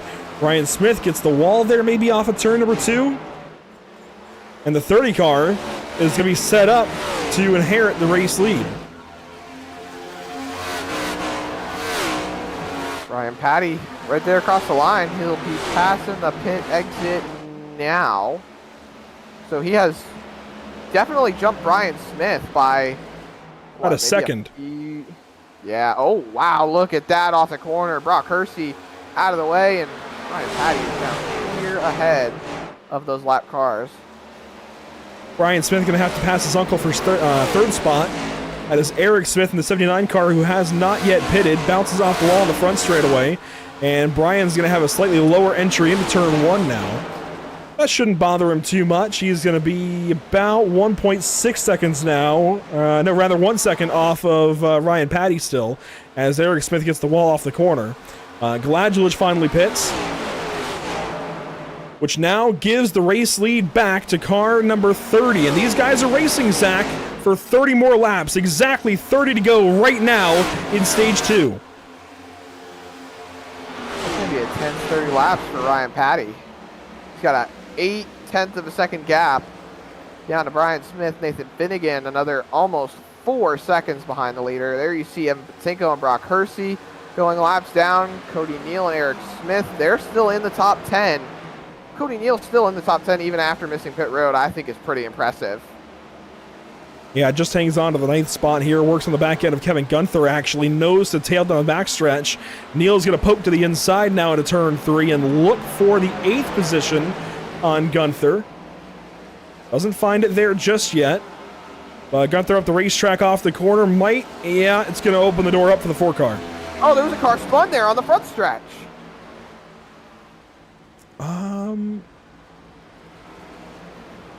Didn't catch who.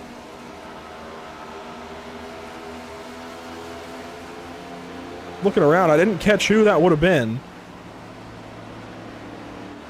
But Zach, Brian Smith is closing in quickly on Ryan Patty. He is. Still, though, I like the track position here from Ryan Patty. At the very least, he's well ahead of Nathan Finnegan, right? He's clear away ahead. And, oh, you know what? Patty might have taken 2 tires. He was only on the pit lane for 11 seconds. 11 seconds, you say? Brian Smith goes purple, 28.87. Might see if you're able to go back and confirm the tire situation for Ryan Patty, because he was not on the pit lane for very long. Right here, 11.35 seconds, and he's being caught up quickly, but he is way ahead of Nathan Finnegan now. Smith should be able to go by this 30 car, but I like the track position play. You're able to hold the 78 up just a little bit, and you're way ahead of the 6 and the 67, so at the very least, Ryan Patty should very much get second place here in stage number 2. That's plenty of stage points. That it is. Brian Smith rolling up on the back bumper of that 30 car. Taking a look to the inside now, side by side down the front straightaway they go into turn 1. Brian Smith backs out a little bit. He'll get a run through the center. It looks like Patty gets a big run off corner exit. Now you want to try and get back up to the outside wall in the very center of the corner so you can drive down the hill off of the corner. So that's what you saw there. Brian Smith wanted to get up the racetrack as Ryan Patty struggles with these tires. He's loose. Oh, that was a little scary. That was big time scary. And Patty will have to settle for second spot. Oh, he got a little crossed up into turn 1. Nearly got the wall.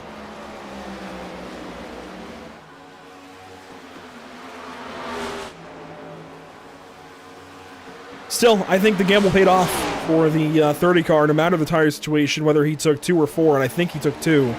Question is, which 2 did he take? Well, should have your answer here in a second. As what's going on with Ryan Patty, so it's not telling me how many tires he ended up taking. Well, if you can watch his pit stop. That is actually the thing. My camera was not positioned on the 30 car, so he is out of my distance. So I'm not able to see how many tires he actually took in the pit cycle.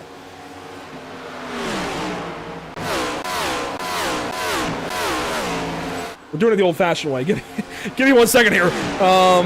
Trying to get back to the pit stop for Ryan Patty. Here we go. We'll just watch it this way. Doing it the old-fashioned way, Zach. Going back lap by lap, and we'll see exactly which 2 tires Ryan Patty took here. I would imagine right sides, but is he crazy enough to take the lefts? No.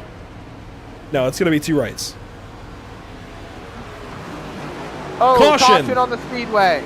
With 20 laps to go in the stage. You just saw there, Ryan Patty took 2 tires. Brock Hersey. Unfortunate. And that's going to be a lot of right front damage. We talk about him being in a point situation on the outside looking in. It might now take a win next week at Atlanta to get him into the playoffs, get him into the round of 12.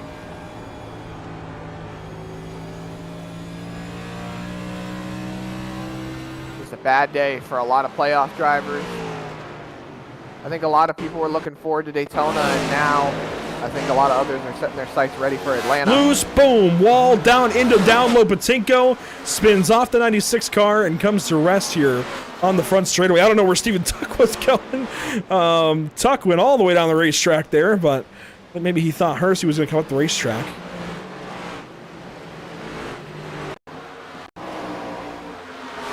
Let's go on board here with Brock Hersey.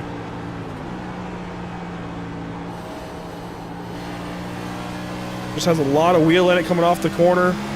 Tried to turn it back to the right and got loose. Yeah, he was still turning down the racetrack when he got into Patinko. Think to just keep the wheel straight, but usually when you end up making contact like that, it sends the car back over to the right, which you clearly saw.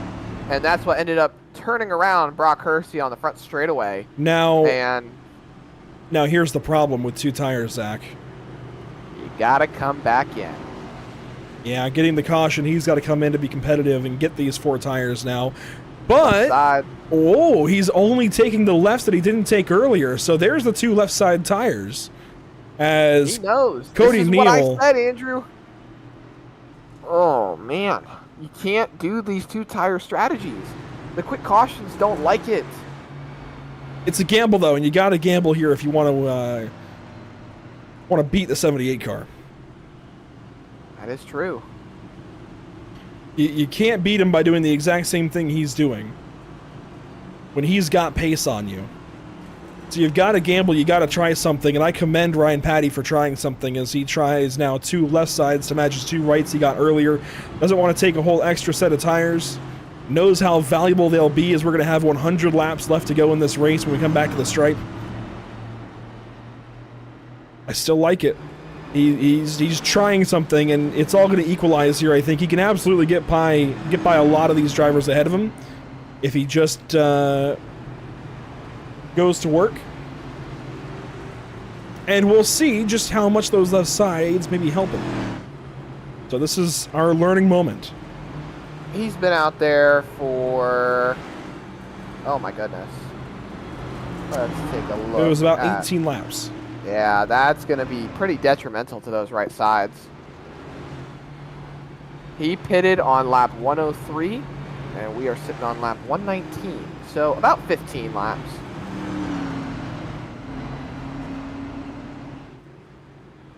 That will be detrimental to those tires, I really do think.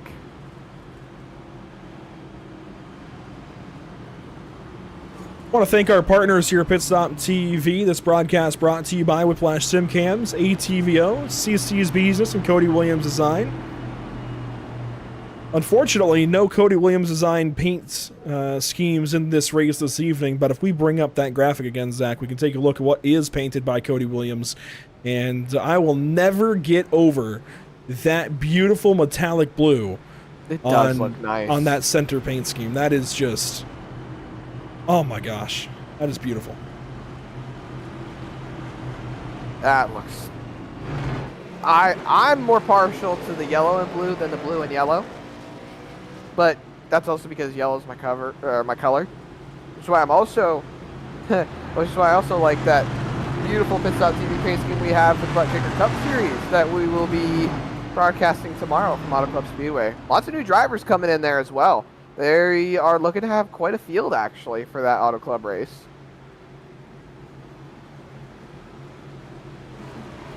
Just inside of 100 laps to go, we can check how much the temps have cooled off here this evening. Track temp only down about 3 degrees, as air temp is down about 5 degrees, Zach, from 77 to 72. And Brian Smith is going to lead us back to the green again.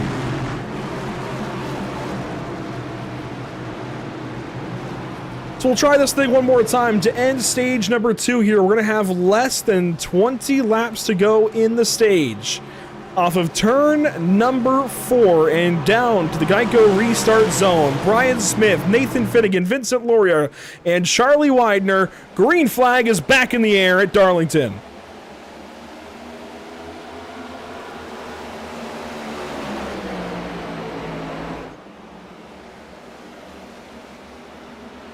Finnegan, clear for 3rd. Widener, clear for 2nd. And Purcell looks to the inside of Joshua Clemens. That's for 5th. They're going to be side by side rolling through the corner. It looks like Purcell will get the spot. Single file now coming onto the front straightaway. Don't look now. Zach Lockett on the back bumper of that 44 car, trying to see if he can put himself in a better spot. He's been on the back pedal all night, so I think he wants to get up there a little bit further. Oh, Gladwell with another save. Another one this evening as he falls in behind Ryan Patty and Cody Neal. Patty to the inside of Gunther. This is going to be for 8th position if he can get it. And those left sides, I know it's not much, Zach, but I got to believe they're helping him a little bit. And this is a trial run. Cody Neal to the inside of that 31 car. Kevin Gunther He is way up the racetrack, and Gladul's going to try to follow through. He puts that car to the inside of the 31. Patty comes off the wall off of 2, so that is a 2-for-1 deal. But not the 2-for-1 deal you want to see when it comes to that 31 car of Gunther. Meanwhile, for second place, Charlie Widener trying to hold it down over Nathan Finnegan. Widener still looking for that first win of the season, a new paint scheme on board that Toyota Camry. Maybe that'll bring him some luck as he runs second place here at Darlington Raceway. And down the back straightaway to turn number 3, Finnegan in third, Loria in fourth, trying to go by that App State Mountaineer number 95 car. And here goes Finnegan to the inside. Side by side going into 1. This is always a tense situation. Loria is going to try to follow through. He's next to Widener in that 95 car. Is he going to let him go? Finnegan taps the wall. There's going to be no room. Oh my goodness. Widener backing out. There wasn't any room, but he made just enough. That was beautiful. That's because Widener jumped out of the gas as Purcell goes on through now. So that's 3 spots lost by that 95. He went from second all the way to 5th. He's still in stage point territory, though, over Josh Clemens, so if he can hang on to that, that could be a big stage for the 95, just to get that 1 point. Again, that is a big changing of momentum. If you're able to get any kind of stage points in these races, it's so important to try and do so. As Zach Lockett will take a look at Clemens, who takes a look at Widener. Clemens up the racetrack, Lockett up the racetrack there in 3 and 4. And this time by, it'll be 10 laps to go in stage number 2. On the line for that top 5, and now you've got 8 of the top 10. Well, 9 out of the top 10, but 8 drivers that are close to stage points. 5 locked in now. Brian Smith, Nathan Finnegan, Vincent Loria, Kyle Purcell, Charlie Widener, and then 3/10 back to Clemens. Zach Lockett right behind, and Ryan Patty in the 8th spot. These are all the drivers that are trying to get stage points at the moment. Cody Neal and Jacob Gladjulich, they're 9th and 10th. They're a little bit further away as we near the end of the stage. So the run sets up. Widener sits in that spot for stage points. Do you think he'll see a shot from Clemens, or do you think he's got it all locked up? I think Clemens might have something here late in this little run, which this is an interesting spot to have had a caution. Of course, these guys stayed out on their tires, so they're not wasting a set or anything. And in fact, nobody in the top 7 pitted at all during that caution. The first car who did pit is Ryan Patty. Cody Neal also took tires. How many, I'm not sure.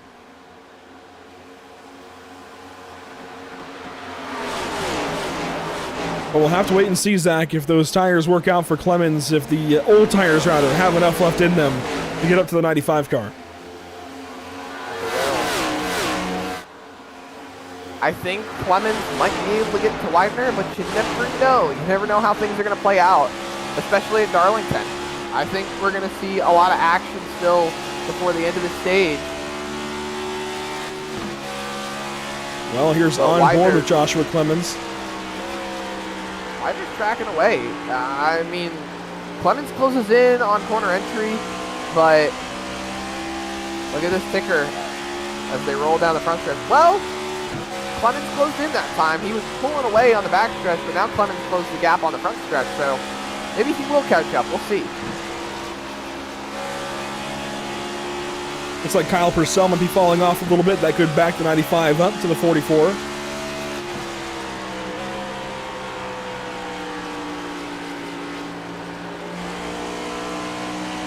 This time by, there's 5 laps to go left in this stage as Clemens bounces off the wall. And up front, Finnegan has closed in ever so slightly on Brian Smith. He's very, very close, within about 2/10 now. He might have a shot here. He sends it into the corner right there. Closes into about a 1/10 and a half. Loses it on corner exit, but he's still closed a little bit over the course of the corner. I bring it right back to the conversation we had earlier about the wake off of these cars and the dirty air that you get into. It's a whole lot easier to catch somebody than it is to pass them, as Patty will race with Lockett. Lockett slow, it looks like, on the outside of the racetrack, going much slower than the cars around him, falls down from the 7th spot into 10th. Gladjulich now goes by Cody Neal.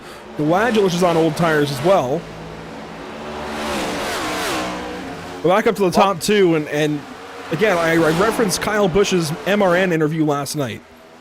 He got to the 14, couldn't get by him because of the wake, and now you see Finnegan push into the outside wall. The wake off the leading car is just too great and too disturbing to the car behind. Welcome to Darlington. I think that's just the best way to put it when it comes to these tires and when it comes to how the racetrack is, as now Finnegan is losing ground to Brian Smith. I think Brian Smith has the stage locked up, and I think Charlie Widener's got that stage locked up as well, because he has pulled away from Clemens. So Widener looks safe. Meanwhile, third place is under fire from Kyle Purcell. Remember when he was having all kinds of trouble with Brzezowski earlier in this race? We thought he was out of this thing. Well, now as we take the white flag on stage 2, he's challenging for third place on Vincent Loria. Here he goes to the inside in turn 1. And Loria's not going to move over for him. Oh, contact! Yeah, Loria got the fence. Purcell got into him ever so slightly. And Purcell's going to fall back, and I think he has to settle for 4th place. I think it's just better that way to hold pace and be where you're at, especially if you're not risking anything more. Here we go, Brian Smith off of turn number 4. He's going to win stage number 2, Andrew. Finnegan, Loria, Purcell, and Widener. There's the caution flag. There's your top 5 for the stage. The rest of the drivers coming across the line in front of the flag man, gets that yellow flag out, waving it off to these drivers, and now comes more strategy, Andrew. Pit stops under the stage caution. I wonder if Brian Patty is going to end up having to use another set of tires, because he did have to come in, take left sides, so he could save sets. So I wonder what happens. Well, he's in no worse position than these guys as far as tire sets that stayed out. Because he used overall the same amount of tires. The only thing he did was lose track position, and I know I've been so supportive of his move to try something, and I still am, but he does lose the one thing earlier that I said you need so much of here. Track position at Darlington is key. Part of it, Zach, you got to try something, but at the same time, sometimes you have to pay that price, as we'll see everybody come on in and take tires here at the end of stage number 2 and get ready for stage 3. It'll be somewhere around 80 laps. I believe 82 is the prescribed distance. It'll be somewhere under that, about 77 to go when we take the green flag, as Brian Smith brings us in.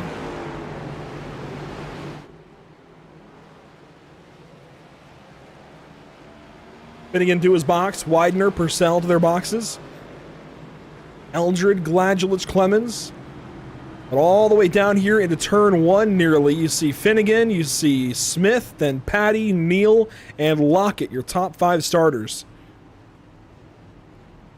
And it's going to be 4 fresh tires all around.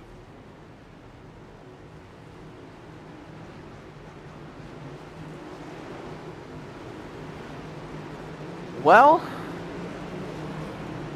that was an interesting stage to say the least, but off pit road, Loria is going to jump in front of Finnegan. Purcell jumps up. Looking through the rest of the drivers coming off of pit road, so you see Brian Smith, Loria, Finnegan, Purcell, Widener, Gladjulich jumps up, Patty, Clemens, Cody Neal, Zach Lockett. Should be the top 10. We'll bring in stage 2 winner Brian Smith, who has been very vocal about how he doesn't want to rely on Atlanta to move into the round of 12s. Well, so far, Brian, you're not relying on Atlanta. You're controlling your own destiny here at the one place you can in the round of 16, winning stage number 2, maybe even stage 1. We don't know yet. How's the car feel? Feels really good. Yeah, if I could pull this thing off, that'd be great. Not have to worry about anything at Atlanta, but it's going to get really interesting with final pit stop, and got 2 sets of tires left, so that helps. But yeah, it'll be interesting. Were you surprised by what we saw in stage 1, and do you think it could happen again where some of these guys could get off strategy and take tires when some of you leaders don't to try and save a set? I wasn't surprised. I was actually kind of relieved that I was able to hang on to wherever I finished that. I don't know, that wreck kind of threw things off. But yeah, I wasn't surprised to see a few guys go for the stage win. I just felt like if you threw that set of tires on there, you're putting yourself in a really dangerous spot for that final stage. So I like where I'm sitting now, and hopefully uneventful finish to this race and I can stay up front. Were you surprised to see the 30 car, Ryan Patty, who's had so much pace and challenged you on the short run this evening? Were you surprised to see him take those 2 tires in stage 2? No, I actually, when I hit pit road, I had 2 tires checked and I was going to do it. But the exact reason I didn't do it is exactly what happened. A late stage yellow came out, and I knew I didn't want to be on 2 tires there. So I was glad I put 4 on, and obviously it won me the stage. So yeah, I felt good about that decision.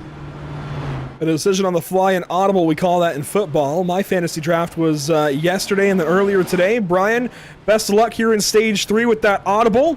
Best of luck, and hopefully we'll talk to you later on. Yeah, thanks, Andrew. Brian Smith with the stage 2 win. We'll get him back down with his uncle Eric Smith in the Discord chat. Zach, I know you're not much one for football, but I'd imagine there's some other viewers here that have probably had their fantasy draft lately. I know it's a little detour away from race cars for a moment, but if you did have a fantasy draft, maybe drop who your best player was that you drafted in the YouTube comments. Be interesting to talk about while we settle in for a long stage number 3. 80 laps, the longest these guys will go all night long. And we could see it go green with the way these guys have been racing tonight.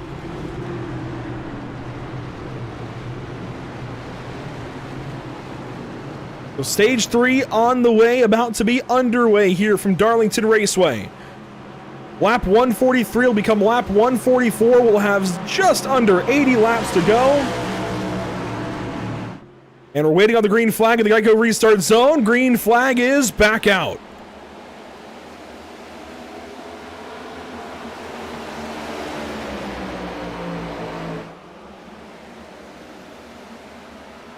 Ryan Patty straight by the 14 of Gladulich. He's going to move up into 6th spot. Ball and Hurst to get the wall hard. Single file for the most part amongst these drivers. Ryan Smith still leading the way. Everybody's looking single file, actually. Not really any fights going on throughout the field. 2 cars scuffling around towards the back, but other than that, we are single file all the way through. Love these speed shots around the corners as Clemens gets the wall big time off of turn 2. Gunther is back there with some others as, oh man, Clemens just dropped big time. He just lost a couple of big spots on the back straightaway. Falls into the 10th position right ahead of Cody Eldred. Kevin Gunther, who we talked about earlier, and we were surprised, not surprised, but pleased to see the pace of early in this race, Zach. Whoa, Patinko, problems! Big impact for that 96 car. There's debris all over the front stretch. Driver out of Ohio. Yeah, that is not it for the 96. We'll take a look back and see how we got there. That is not a prime place to park. Stephen Tuck into Teseo. Oh.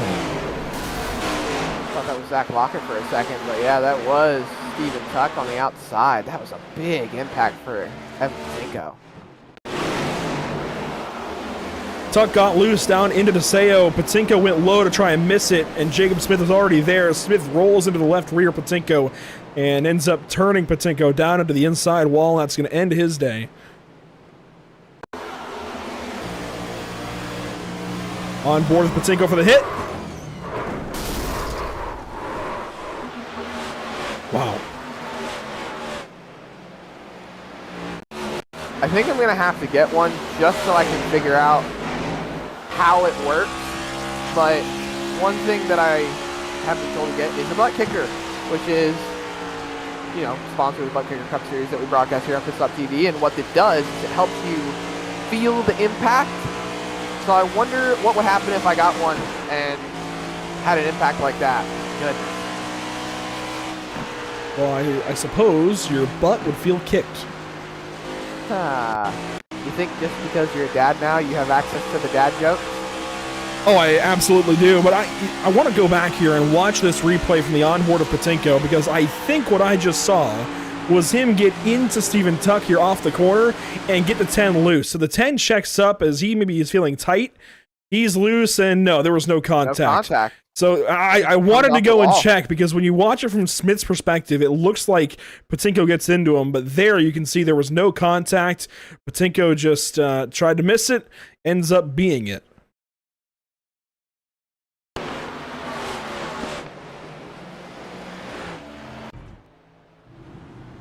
And it looks like Patinko is going to be done for the day. Well, Zach, this puts us in an interesting spot. These guys will be able to save some fuel. Nothing is really going to change as far as strategy is concerned. These guys able to save some tire under this caution flag. So we can talk about the schedule maybe. In Atlanta next week, going to be an interesting race for sure. 160 laps. That's the end of the round of 16. A little bit different round structure from what the NASCAR Cup Series will see this season. Instead of Atlanta being the first race of the playoffs, it'll be our final race of the first round of the playoffs here for the Icon Cup Series. So just a little bit different for sure. And it is. I still am thinking about how it's all going to work. I know they, like you said, they're doing a bit of a different style compared to the usual types of playoffs that we're used to seeing in the NASCAR Cup Series. You know, it's not just a win the last race and you win the championship. You have to stay consistent over 3 races, and I like that. I like that because it keeps drivers honest. Because a lot of problems that I've seen when it comes to racing series, whether it be on iRacing or just in general, you know, drivers kind of have it in their mind that they can win and get into the playoffs, and they pretty much don't have to show up the rest of the time.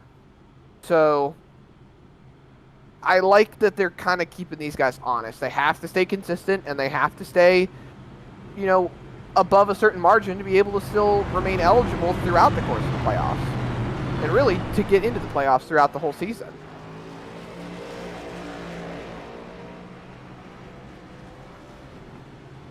We talked earlier about left side versus right side, Zach. Somewhere the left sides will be pretty useful. It's going to be Watkins Glen to kick off the round of 12. You talk about needing to be consistent through these rounds. Having 2 road courses all of a sudden in these playoffs is going to be a trip for sure. That it is.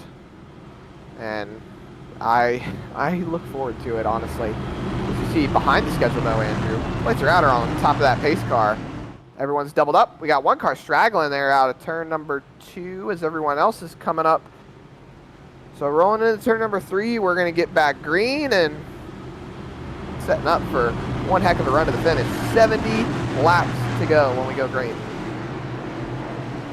70 laps remaining, a pit stop up ahead. We've already seen 1 round of green flag pit stops as Vincent Loria blinks out of existence for just a moment. But it's going to be Brian Smith on the outside, Loria inside, then Purcell and Finnegan, your front 2 rows. Into the Geico restart zone. Green flag is back out at Darlington Raceway. And Loria is having some trouble here. Connection difficulties for the 67. He's back. And he's gone, and he's back. That's not what you want to see, especially this late in the race where you got a shot at the win right on the back bumper of Brian Smith.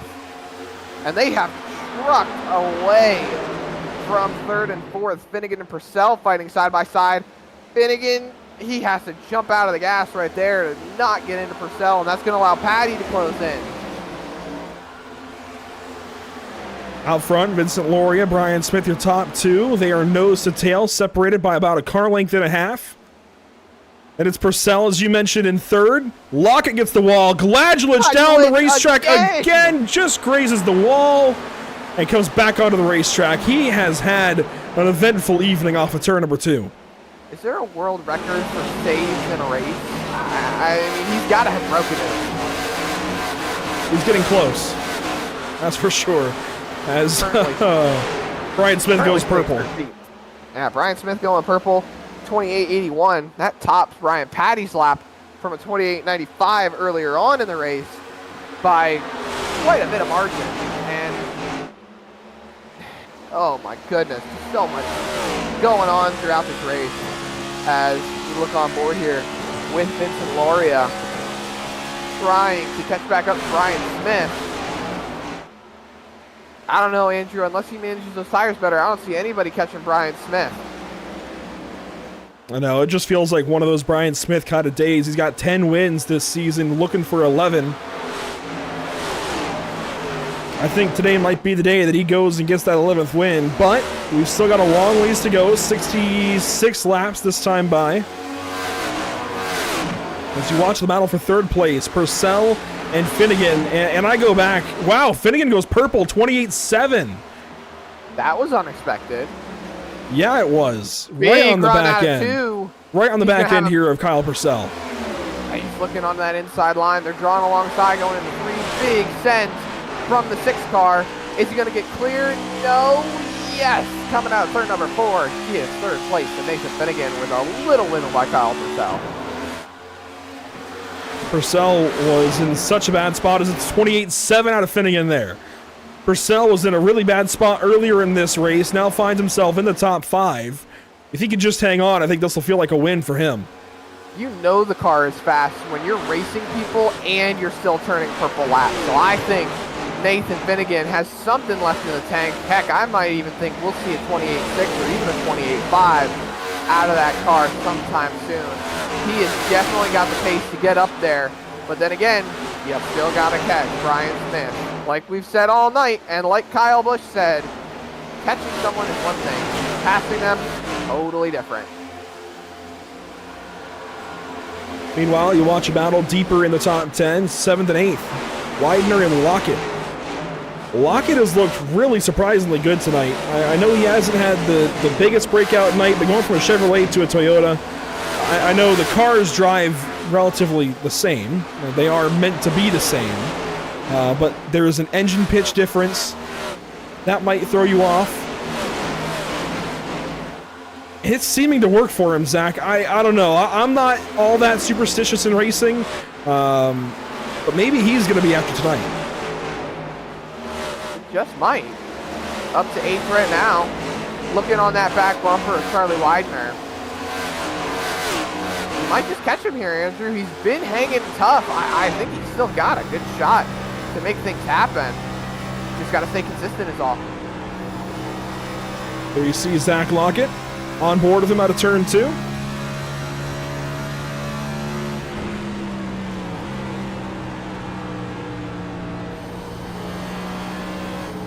Pulls the downshift into turn 3, going to use 4th gear to get up and out of the corner, and just kind of seemingly stalls out behind the 95 car. Again, you can get there, but making that pass is so difficult, even in traffic, when everybody's got that dirty air. It's just so tough to actually make the pass.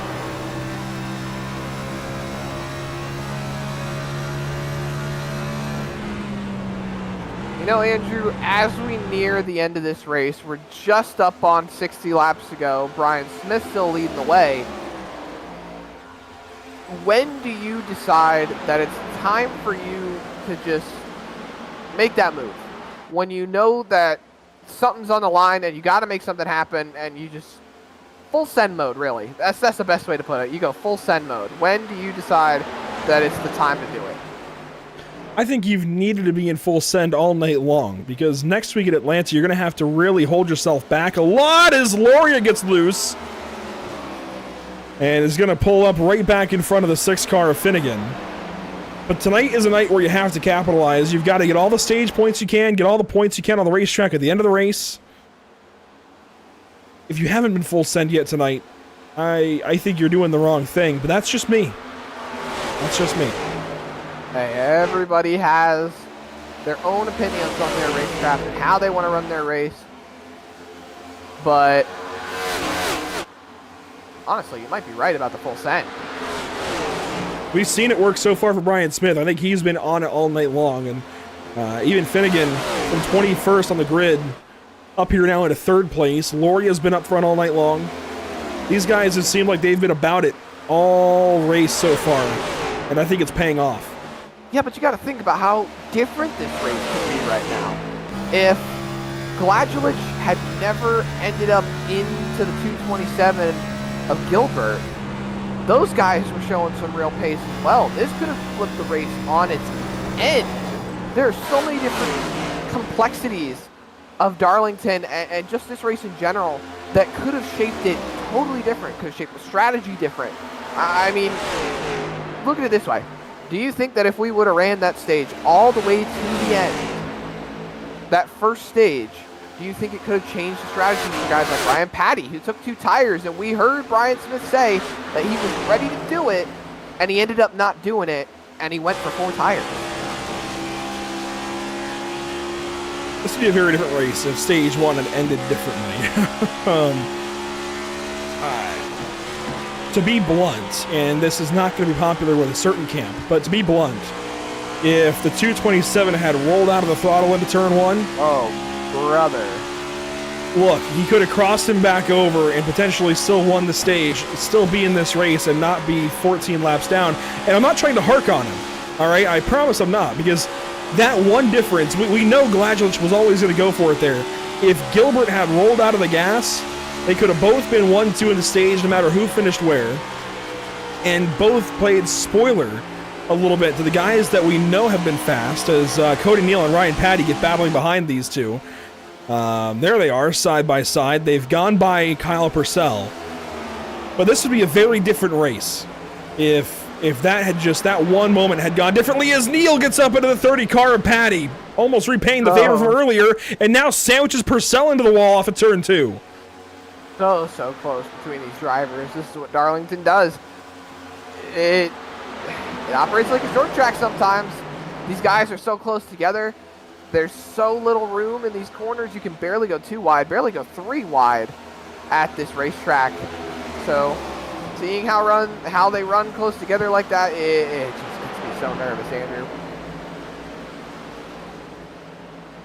Neal there still on the inside of Purcell. Nothing changing between these two. Side by side they stay. Now Purcell maybe has enough of a run to get by the 4 car. Yes, he finally does. So Purcell back into the top 5, and Widener up the wall, that time through 3 and 4. Lockett going to try and capitalize on the inside. That's going to be for 7th position. Lockett's got the spot for now. Never mind. Here comes Widener with the run. Talk about a switch up late in the race. As we see them go side by side through 1 and 2, Clemens looking on, seeing if he can get into the mix, but he's not going to be able to get there before they get back single file. Cody Neal pops out of line right in front of him. This race is coming topsy-turvy, Andrew. Everyone's jostling around for these positions. They want to fight for it. They want to get these wins. They want to get these points. Everyone's got a championship on their mind. The only question is, who's going to be the one at the end of this race hoisting that trophy sky high and helping their playoff hopes stay alive? Right now, it certainly looks like it's going to be the 78 car of Brian Smith. By the way, Finnegan has gone by Loria for a second. Finnegan right on the outside wall there through 3 and 4. And this top 3 have really spread apart now. The whole top 4 spread apart as Patty locks into the 4th position for now. Purcell in 5th. So really the action is right here, mid part of the top 10. That it is. Closest fights on the racetrack right now. You say that the top 3 have broken apart from each other, that they're a lot spread out, but look at the gap that they have to the rest of the field. You've got Brian Smith leading 9/10 over Finnegan. Loria's 2.3 back from the leader. Patty's 3.6, and then it's a whole 5 seconds down to Ryan Patty, and then there's Cody Neal. He's a full 6 seconds behind our race leader, and that's where we have this battle right here. 6th, 7th, and 8th, and 9th right there on your screen. Clemens being 9th. Eldred has moved himself into the top 10. There's such a different complexity amongst these drivers right now when it comes to how their strategies have played out. Oh, I got tongue-tied there for a second. Your tongue-tiedness is still making its way around in me, Andrew. I have not been able to get rid of it. Well, maybe you can get over the bug here soon, as we work lap 173 of 220. We're inside of 50 to go. In fact, the pit window is going to be opening up here shortly, Zach. 45 to go as we We were told pre-race about 45 laps to a tank, so we say about 40. Oh, it reloaded. Hang on. We're told pre-race about 45, so we're going off of about 43 to 47, as that should update now. Well, 46 anyway. Whatever, you get the point. 43 to about 46 laps to a tank. That many laps to go comes up the next time by the start-finish line. That'll be 46 to go in this race. Really, the pit window is opening up now. We could see some drivers hit the pit lane early, try and get that track position we talked about earlier and get those 4 tires, get back on the racetrack very, very quickly. Personally, Andrew, I don't care what they do, what lap they pit, how it happens. They're taking 4 tires. We have already seen how this race can go if you go on a 2-tire strategy. And personally, I wouldn't want to be on the back pedal. I feel like these guys that took 2 tires under that green flag stop, I feel like they are operating on a bit of a back pedal now. They don't have extra tires to worry about, and we've seen late race cautions happen here in Icon. So I would really want to be holding on to those tires.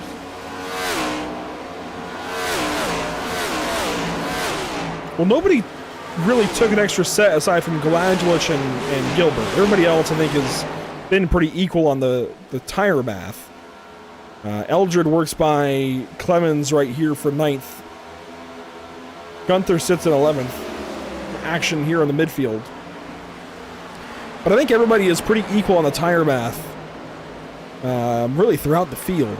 I see a lot of 4 times down the pit lane, some 5, and we know the 5 for Patty was to get the other side of the set that he had used. So that tire math still works out for him. I think everybody's about on the same page. I would absolutely hope so.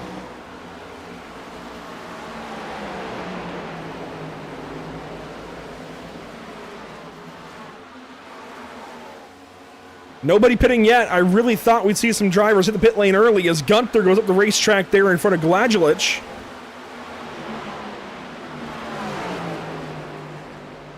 I told you, Zach, the pit window's open. I think it is open. Here we go. Loria into the pit lane. That is Teseo in front of them, I'm pretty sure. Teseo was not up in that lead fight. Yeah, no. You've started the cycle now, Andrew. Loria is the first one on pit road. That's going to cause everyone to look at their fuel numbers, look at who's on pit road now. If you have a spotter, ask him where everyone's at, because now Brian Smith's hand has been called. Because Loria has now put himself in the pit lane. He's going to be on 1 to 2 lap pressure tires. Finnegan's in. Ooh, now we've got a show, ladies and gentlemen. So Finnegan's going to cover the 67, which is very smart. And here comes Smith now covering both of them. He's going to come in and get tires. So that forced the hand, and these guys are calling, doing the same. It's going to split the stage almost perfectly in half. With 40 to go is an 82-lap stage. It's about 80 on tires after the pit stop under caution. So, yeah, this is about where we would have expected them all to come in. And, yeah, look at everybody behind him. Cody Neal, Jacob Gladlich, Josh Clemens. Everybody coming in all at once. That's Finnegan's leading. Patty, I wonder when Ryan Patty's going to start taking it down pit lane. There's not Finnegan. There's Loria. We just saw Finnegan coming off the pit lane. So Loria coming down turn number 2 down onto the backstretch. I believe that's Finnegan in front of them. It is. So Loria really doesn't gain anything. In fact, he lost, really. Yeah. Then where's Ryan Patty in all this? He's still on the racetrack. I wonder why he's still out there. But I feel like Brian Smith is losing on pit entry because he comes down right off of 3.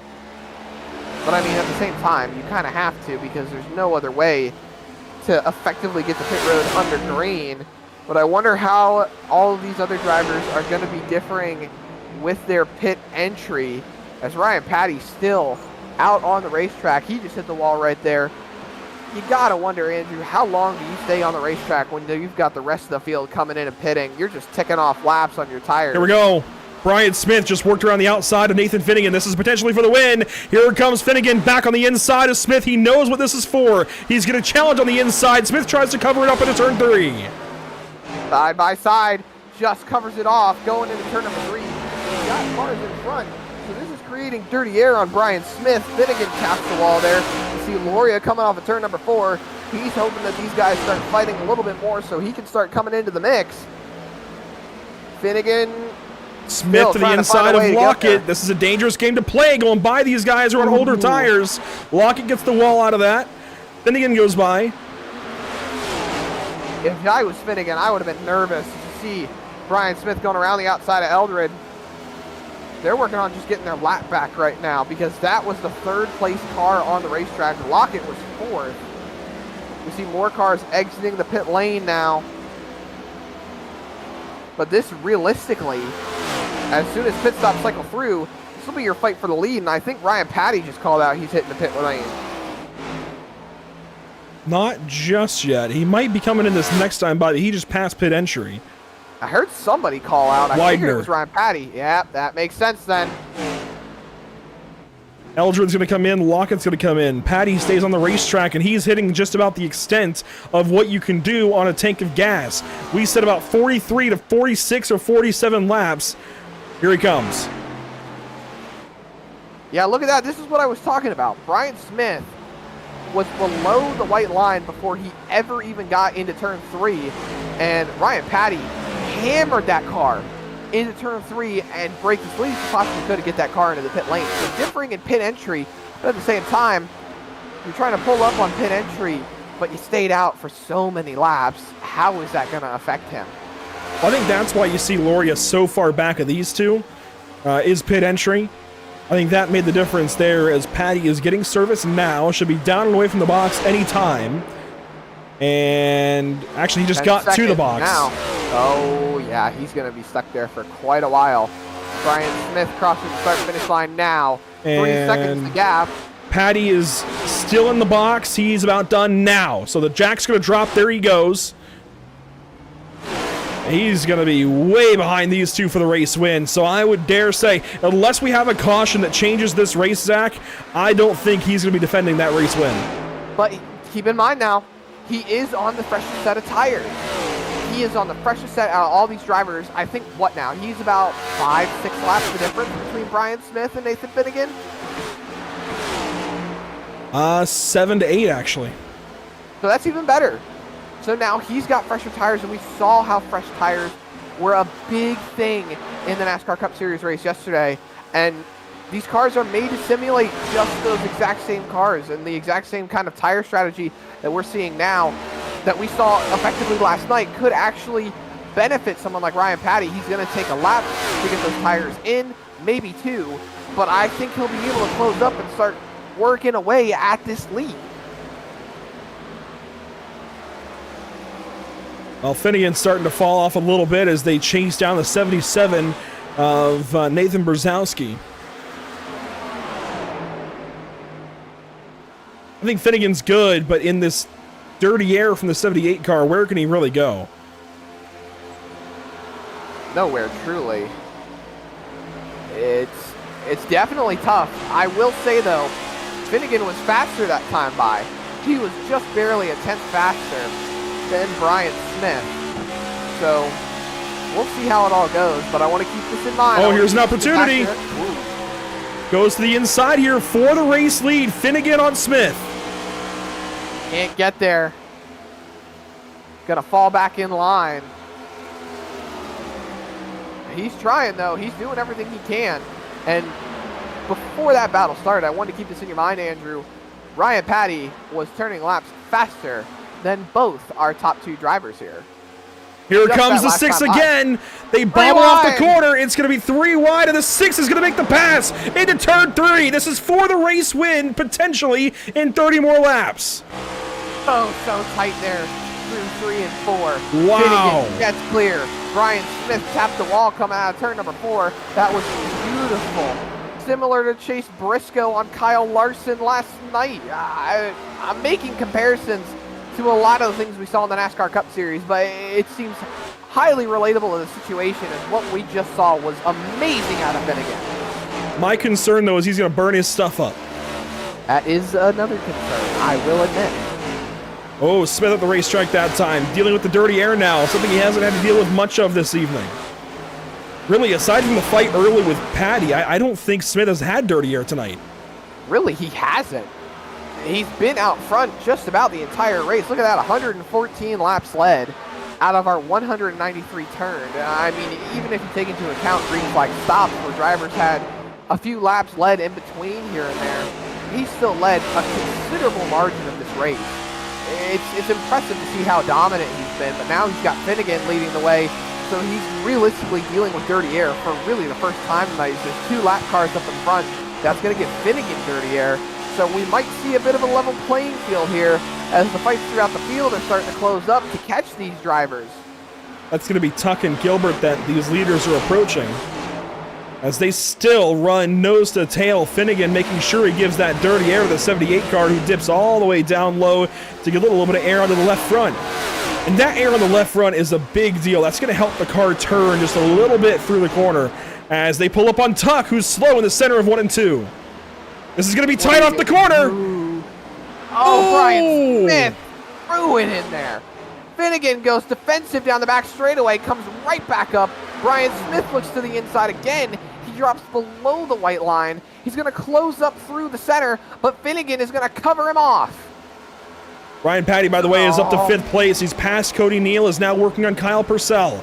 So those new tires, I don't think are doing enough, as that was nearly contacted to turn 1. That could have been race ending between these two. Brian Smith gets the wall and falls back just a little bit of the 6 car of Finnegan. Less than 25 to go. What is happening here? This whole race has changed. I thought this was Smith's race to lose. And Patty's going to get by Purcell. This is the battle for 4th place. That's sorted out pretty easily. Purcell falls into 5th. Patty's on just slightly newer tires, but he's now got 8 seconds to try and make up to our leaders. That's just not going to happen. He's got just over 20 laps to do it. You never know. Looking at the relatives, Nathan Finnegan last time by a 29.32.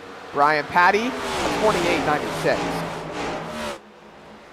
I just don't think it's going to happen. The other toss-up is what happens if we get a late race caution? I think a lot of these drivers have 1 set left in the tank. Does Ryan Patty still have a set left in the tank? Yeah, he's on the same. Remember, he's on the same tire math. I know it's a little bit confusing because he took those right sides earlier, but that was when everybody else took 4. True. So he's on the same tire math as now Gilbert goes by Teseo, and this is going to hold up our race leaders ever so slightly. Teseo still on the top side, going to hold up the 6 of Finnegan. Finnegan pulls down, and the 15 smashes the wall right in front of Brian Smith. And Smith is still stuck behind him. A lot of tempers flaring right now. Brian Smith was not very happy about that, but honestly, you can't really fault Teseo right there. That is such a bad place to catch lap cars and let the leader go.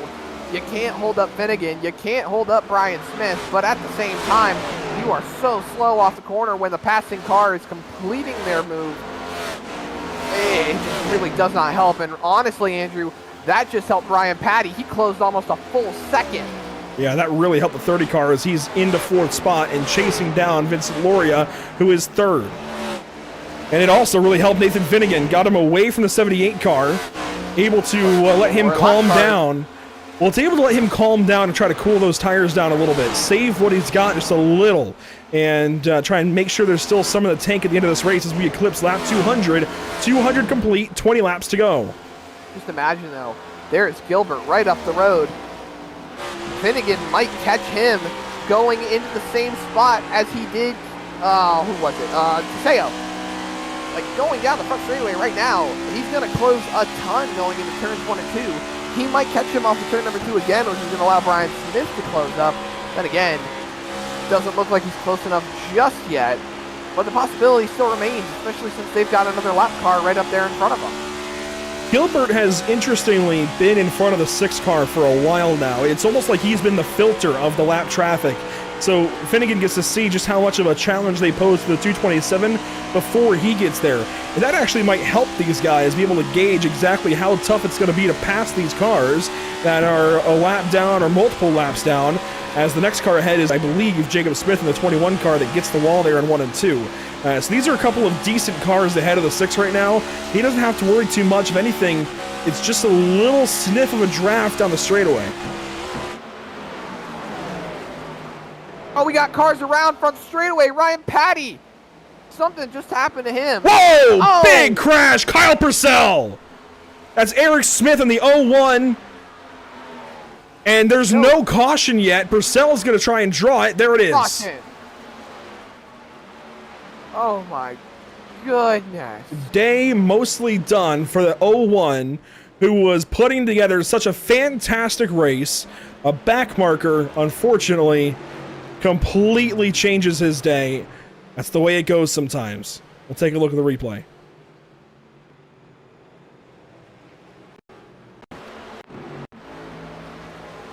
Here it is for Kyle Purcell in the 01 car. We'll watch the onboard. Oh, no. Wow. Oh, no. Eric Smith came over the radio, said he was out of control. That Came off the corner, went down low, came back up the racetrack into the wall and down. I don't know what to say there. And there's even more to this story, Zach. Watch this. This is Eric Smith. Patty. Yeah, so watch this with Patty. Patty goes to the outside of the 79 car trying to get by. And Smith is going to catch the left rear of the 30. That puts Patty up into the wall. That's what sparks all of this, is Brzezowski got a piece of the 30 car. And wow, I mean... That's what I was saying earlier. I was flipping through the cameras and I saw Ryan Patty had some damage and I saw Smith spinning. I only thought it was on the front stretch, as we see here, catching the tail end. There's Eric Smith. He's sliding. I don't know why he came back up the racetrack. I feel like he could have kept it down there and he would have been fine. In fact, the car was relatively saved. My only thought is he's crossed up with the hands, because it makes it seem like, I don't even know. Maybe he lost his place on the wheel. Lap traffic proving deadly for some of these drivers. The way he went up and then back down, I'm not entirely sure what was going on there for Eric Smith. This is going to change. Like an understatement with the hit that Purcell took. This is going to change everything. Jacob Gladjulich going to stay out. Gunther is going to stay out. So they are both going to take over the front of this field. Brian Smith is going to take over third spot with 2 tires. Finnegan is going to lose that spot to Brian Smith, but have 4 tires. So this really does paint a whole new picture. Front row stays out. First car on tires, Brian Smith. Nathan Finnegan's up top. Vincent Loria, Ryan Patty. I am doing some very quick calculations here. I'm trying to do the math because as a driver, you analyze the whole situation on what's going on and you try to think of how it's going to roll for you and your race. And I'm going to paint a picture, and if I end up being right, then honestly, I don't know what to say. But here's what I'm thinking.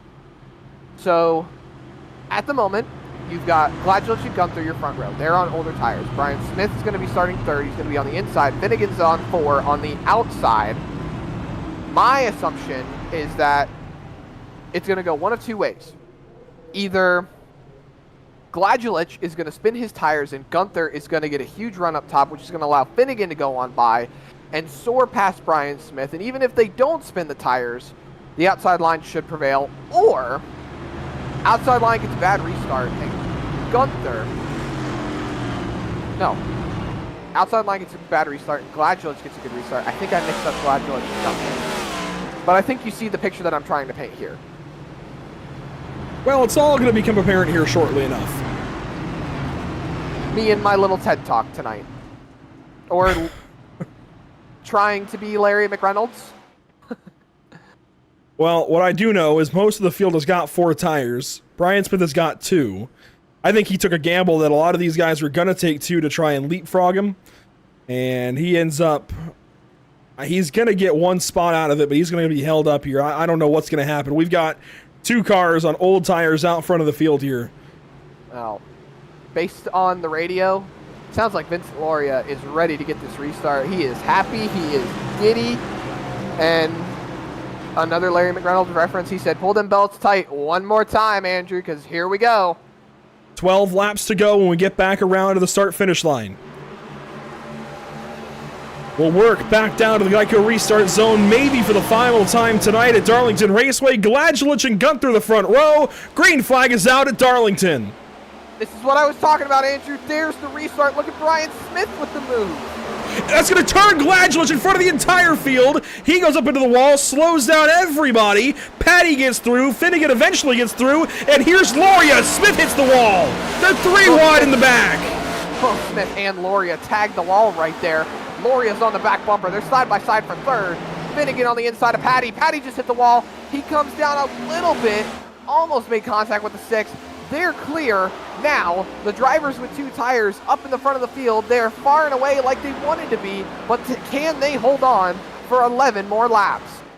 That was a chaotic restart. Those 2 tires now out front for Brian Smith. Everybody tapping the wall off the corner. Everybody's trying with everything they've got. Cody Neal's going to get turned around into the inside wall. No caution. We're going to keep rolling. Brian Smith leading the way.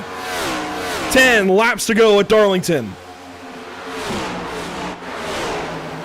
Then again, on the inside of Patty, a couple of teammates. This is all going to come to a head between these two as your entire top 10 now are in the playoffs. What a shakeup. What a shakeup from what this race was. Not even 20 laps ago, really. Everyone's fully shaken up this top 10. We got a lot of drivers that are very, very irritated with how that restart went. But now it's just a fight. You've got to try to fight best you can. Ryan Patty has made it through past. Oh, we got a car flipped right there. I think. Was that off of turn number 2? Purcell, maybe? Kyle Purcell has been very much on the radio, I will say. This is going to be Sean Purcell. Wow. Oh, my goodness. Oh, my goodness. How is this not a caution?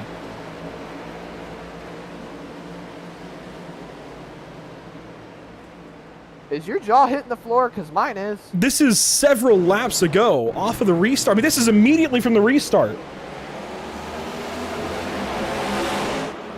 So he's been down there for 5 laps or so. And finally takes a tow. This is going to involve Anthony Teseo, who just comes up the racetrack and flips the 04 onto his side. Unbelievable scenes for the Aldine Golf 04. We're back to playing the game. How is this not a caution? I have no clue. He was on his lid for a solid 4 or 5 laps down there. No caution flag as Brian Smith pulls away with the race lead.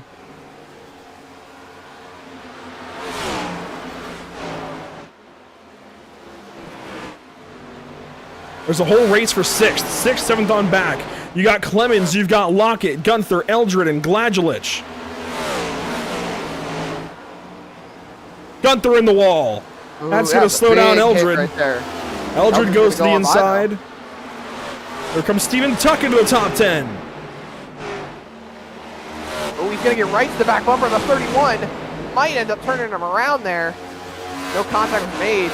Looking Gladulich to the bottom. He might make it 3 wide on the inside of Gunther. Got the nose in front. Had top 10 at the line. Now we look back on Ryan Patty. He is catching Vincent Loria, but nobody's catching Brian Smith. 4 laps to go when we hit the start-finish line. The 2 tires for the 78 are holding on for now. Here goes Finnegan to the inside of Patty finally. Finnegan's been the fastest car here this evening and is not going to get clear of Ryan Patty. Patty is still in the wall. He is trying for dear life to hang on to that position. It's not going his way at the moment, but he's trying to make it work, doing everything he can to hang on. Now he's bridged the gap to Finnegan by about 3/10. 3 laps to go now, Andrew. I think at this point you're just hoping and praying to see if a caution comes out. A caution would change everything at this point. There's 1 car off the pit lane now. That's going to be the 0-1 of Kyle Purcell. It'll be 2 laps to go, this time by the flag stand. Widener's up to 5th. Both the Purcell brothers just having an abysmal day at Darlington. 2 laps to go. If there is going to be a caution, Andrew, it has to happen now. These drivers are hoping and praying. Finnegan knew he had a strategy to win this race on 4 tires. He only had to get by Brian Smith, but the tire spinning on the restart did not help his case. So now we roll through 3 and 4. 1.2 seconds to gap to Vincent Loria. Brian Smith can just about lick the stamp and send it home. White flag is out at Darlington Raceway. 1 lap to go for Brian Smith. Brought to you by Whiplash Simcams. One more time around the 1.3 Darlington Raceway. The lady in black. The track too tough to tame. I think it's been tamed a couple of times over by the 78 car. Clear by many miles of 100 laps led this evening, and wins off of this restart. 11 wins now off the season. Brian Smith to victory lane.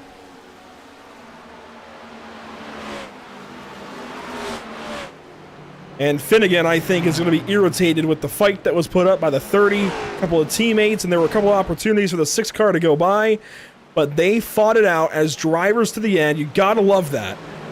No team orders. Yeah, and here's a congratulatory tap there from Loria. Just didn't have anything for Brian Smith at the end.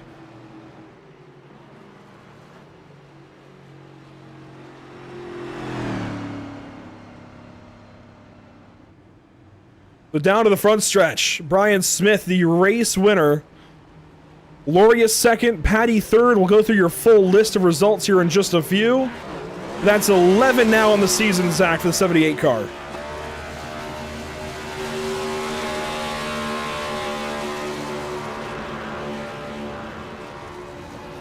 And we've seen this car number win here before. It's got an interesting history here at Darlington Raceway between Regan Smith and Martin Truex Jr. Brian Smith adding a page for the Icon Cup Series history books. Can confirm that Brian Smith will get to the flag, and he will get to keep it. I thought I was going to get you with that one. Well, the Outback Motorsports driver does a little more than get to the flag and keep it this evening. He's going to move on to the round of 12. He's only the 2nd driver to punch his ticket in. I think a lot of these guys will clinch on points this evening, but Adam Ball and Brian Smith, the only 2 to punch their ticket so far, officially to the round of 12. Not to mention, we don't really know realistically where these points will shake up because Race Control still has not figured out how Stage 1 went. So realistically, you could see Gladulech earn some stage points, maybe even a stage win if he had the nose in front at the time of caution. But on the other hand, he was involved in the incident. He may not earn stage points. So his fight, his clawing to get up and have a good result might be ultimately what could save his playoff hopes tonight. Well, we'll take a look back at your unofficial race results this evening from Darlington Raceway. When it's all said and done, let's take a look and see where everybody finishes this race out. Brian Smith with the race win, Vincent Loria second, then Ryan Patty, Nathan Finnegan, and Charlie Widener, your top 5. A solid day for Widener when he needs it. Comes into the evening right on the cut line, only up by 8 points, and I believe he got a stage point earlier in the day. Getting this 5th place result is going to move him way, way up in the running, in the standings. That's going to be huge for the 95 car. Clemens and Lockett, really solid days there. Eldred gets up to 8th spot. He needed this big time. He's actually on the inside of the round of 12 for now, but he really needed this day for sure to get that momentum rolling for the 32 car. So 8th place is a big day for him, and Gladulich hangs on to a top 10 right behind Steven Tuck. Kevin Gunther hangs on for 11th. Cody Neal ends up 12th after getting spun on the restart. And then Nathan Brzezowski, first car 1 lap down. Brock Hershey 3 laps down. And then Teseo 4 laps down after that incident. And then you've got Sean Purcell and Kyle Purcell. Both those brothers just, oh my goodness, what an abysmal day for the Purcells. 16th and 17th on the 9th. Gilbert ends up 18th after his incident with Kevin Gunther. And then Eric Smith and Jacob Smith are going to end up 19th and 20th after their incidents here tonight. The last page of results will be Adam Ball there at 21st, Evan Patinko 22nd, Hanover Fist, Brad Delph complete your field this evening. Well, Brad Delph actually didn't start the race this evening, but he was here through practice and ends up taking home a 24th place result. Adam Ball there at 21st, the only playoff driver really out of the race at the end of it, but of course he's got the round of 12 locked up with the win from Daytona. And Brian Smith will come to talk to us after 220 laps and a job well done on that restart. How panicked were you when you saw the front row taken up by some old tires in that last one? I was extremely panicked, especially considering I was 3rd. I didn't think there was any way that the leader was going to take the bottom, but he did. And I got in there and I got my nose in there in the corner and it looked like there was a little net code. I was just watching the replay on that. So sucks that happened, but obviously it wasn't anything intentional and I didn't get any contact on it. So it is what it is. Sometimes races come to you and sometimes they get taken away. I just look at Michigan when Finnegan stole that one from me and I stole this one from him tonight. So hey, feels good to win. Love Darlington and it was a fun race. And this, of course, punches your ticket to the round of 12, takes the ease, or I guess takes the concern off your shoulder, and lets you ease on into the round of 12 now through Atlanta. How big is the focus now in Watkins Glen to kick off the round of 12? Oh, I'm very confident I've got Watkins Glen. So that'll be a good one to start the next round and look to keep the road course sweep going. Brian Smith to victory lane, 126 laps led this evening. Congratulations. Good to talk to you when it's all said and done. And we'll be watching for you in the round of 12. Thanks, Andrew. Great job, guys. Brian Smith with the race win. And Zach, that means Vincent Loria, who finishes 2nd, is up next. And he is. Vincent Loria 1 spot short on the night here at Darlington Raceway. What a race, really. That restart really changed things up a little bit. I know you were sitting a little bit behind those drivers that were on fresher tires, but you still ended up making it work, and you brought it home 2nd tonight. Yeah, that I did not deserve anywhere near the podium here. That was absolutely embarrassing. I had no long run speed at all. I had no waves. I tried to save tire and was just ungodly slow and still not saving. On that last stop there, I took 2 tires trying to get the lead. I don't even know if Brian took 2, but I took 2 to try to get the lead and ended up screwing up my pit stop, adding some fuel in there when I didn't need it, and came out 3rd in the order anyways, and then got lucky being behind Brian with whatever happened with Jacob up top. It looked like he either got into him or a little bit of net code, but just super lucky to come away 2nd here. I didn't deserve this run at all. Well, luck is always apparent when it comes to any kind of sport, especially in racing. Sometimes you gotta have luck, sometimes you gotta have skill, and I do believe that having luck is some skill in on itself, but you brought it home 2nd. You're gonna get some solid points, and hopefully this should realistically help your playoff chances, considering you did get stage points, if I'm not mistaken. Yeah, I think I should, comfortably at least move on to the next round. I know I think there's some guys that are in that haven't been here for some of the races, so I think it'll easily move me, into the round of 12. I don't even know if I'll be here next week, but super happy to walk away with some good points. I like Darlington as a track. I ran a couple, official series races and did all right, but these guys tonight had speed that I could only hope I had them. So hopefully this is a one-time thing at this track, and I do better with the rest of them. But I'm looking forward to racing these guys till the end of the playoffs. It should be fun. Should be interesting. Possibility of missing next week's race and a comfortable points finish tonight is one thing that I'm sure you're very happy about. Congratulations again on your second place finish. Hopefully we will see you next week at Atlanta. Yep, thanks guys, appreciate it. That's Vincent Loria, your second place finisher on the night, and then surprising third place finisher, Andrew, Ryan Patty. Completing the manufacturer trifecta of Toyota, Ford, and Chevrolet on the podium, Ryan Patty comes home third place. Not quite the backup you wanted for your Darlington race win earlier this season, Ryan, but how did it go for you in the 30 car? It was a struggle all night, felt like we had just as much speed as the leaders there, but I'm sure you've heard from the other guys, right? The clean air and track position was really invaluable tonight. Whoever was out front was going to be really hard to pass after a few laps.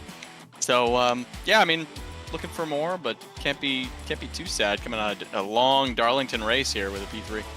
Yeah, we talked about track position and the wake and dirty air all night long, but this still puts you in a really good spot moving forward. Likely into the round of 12, but can't say for sure just yet until the points are finalized and we go from there into Atlanta. Is the focus already on the round of 12, or are you still just trying to kind of timidly walk your way in?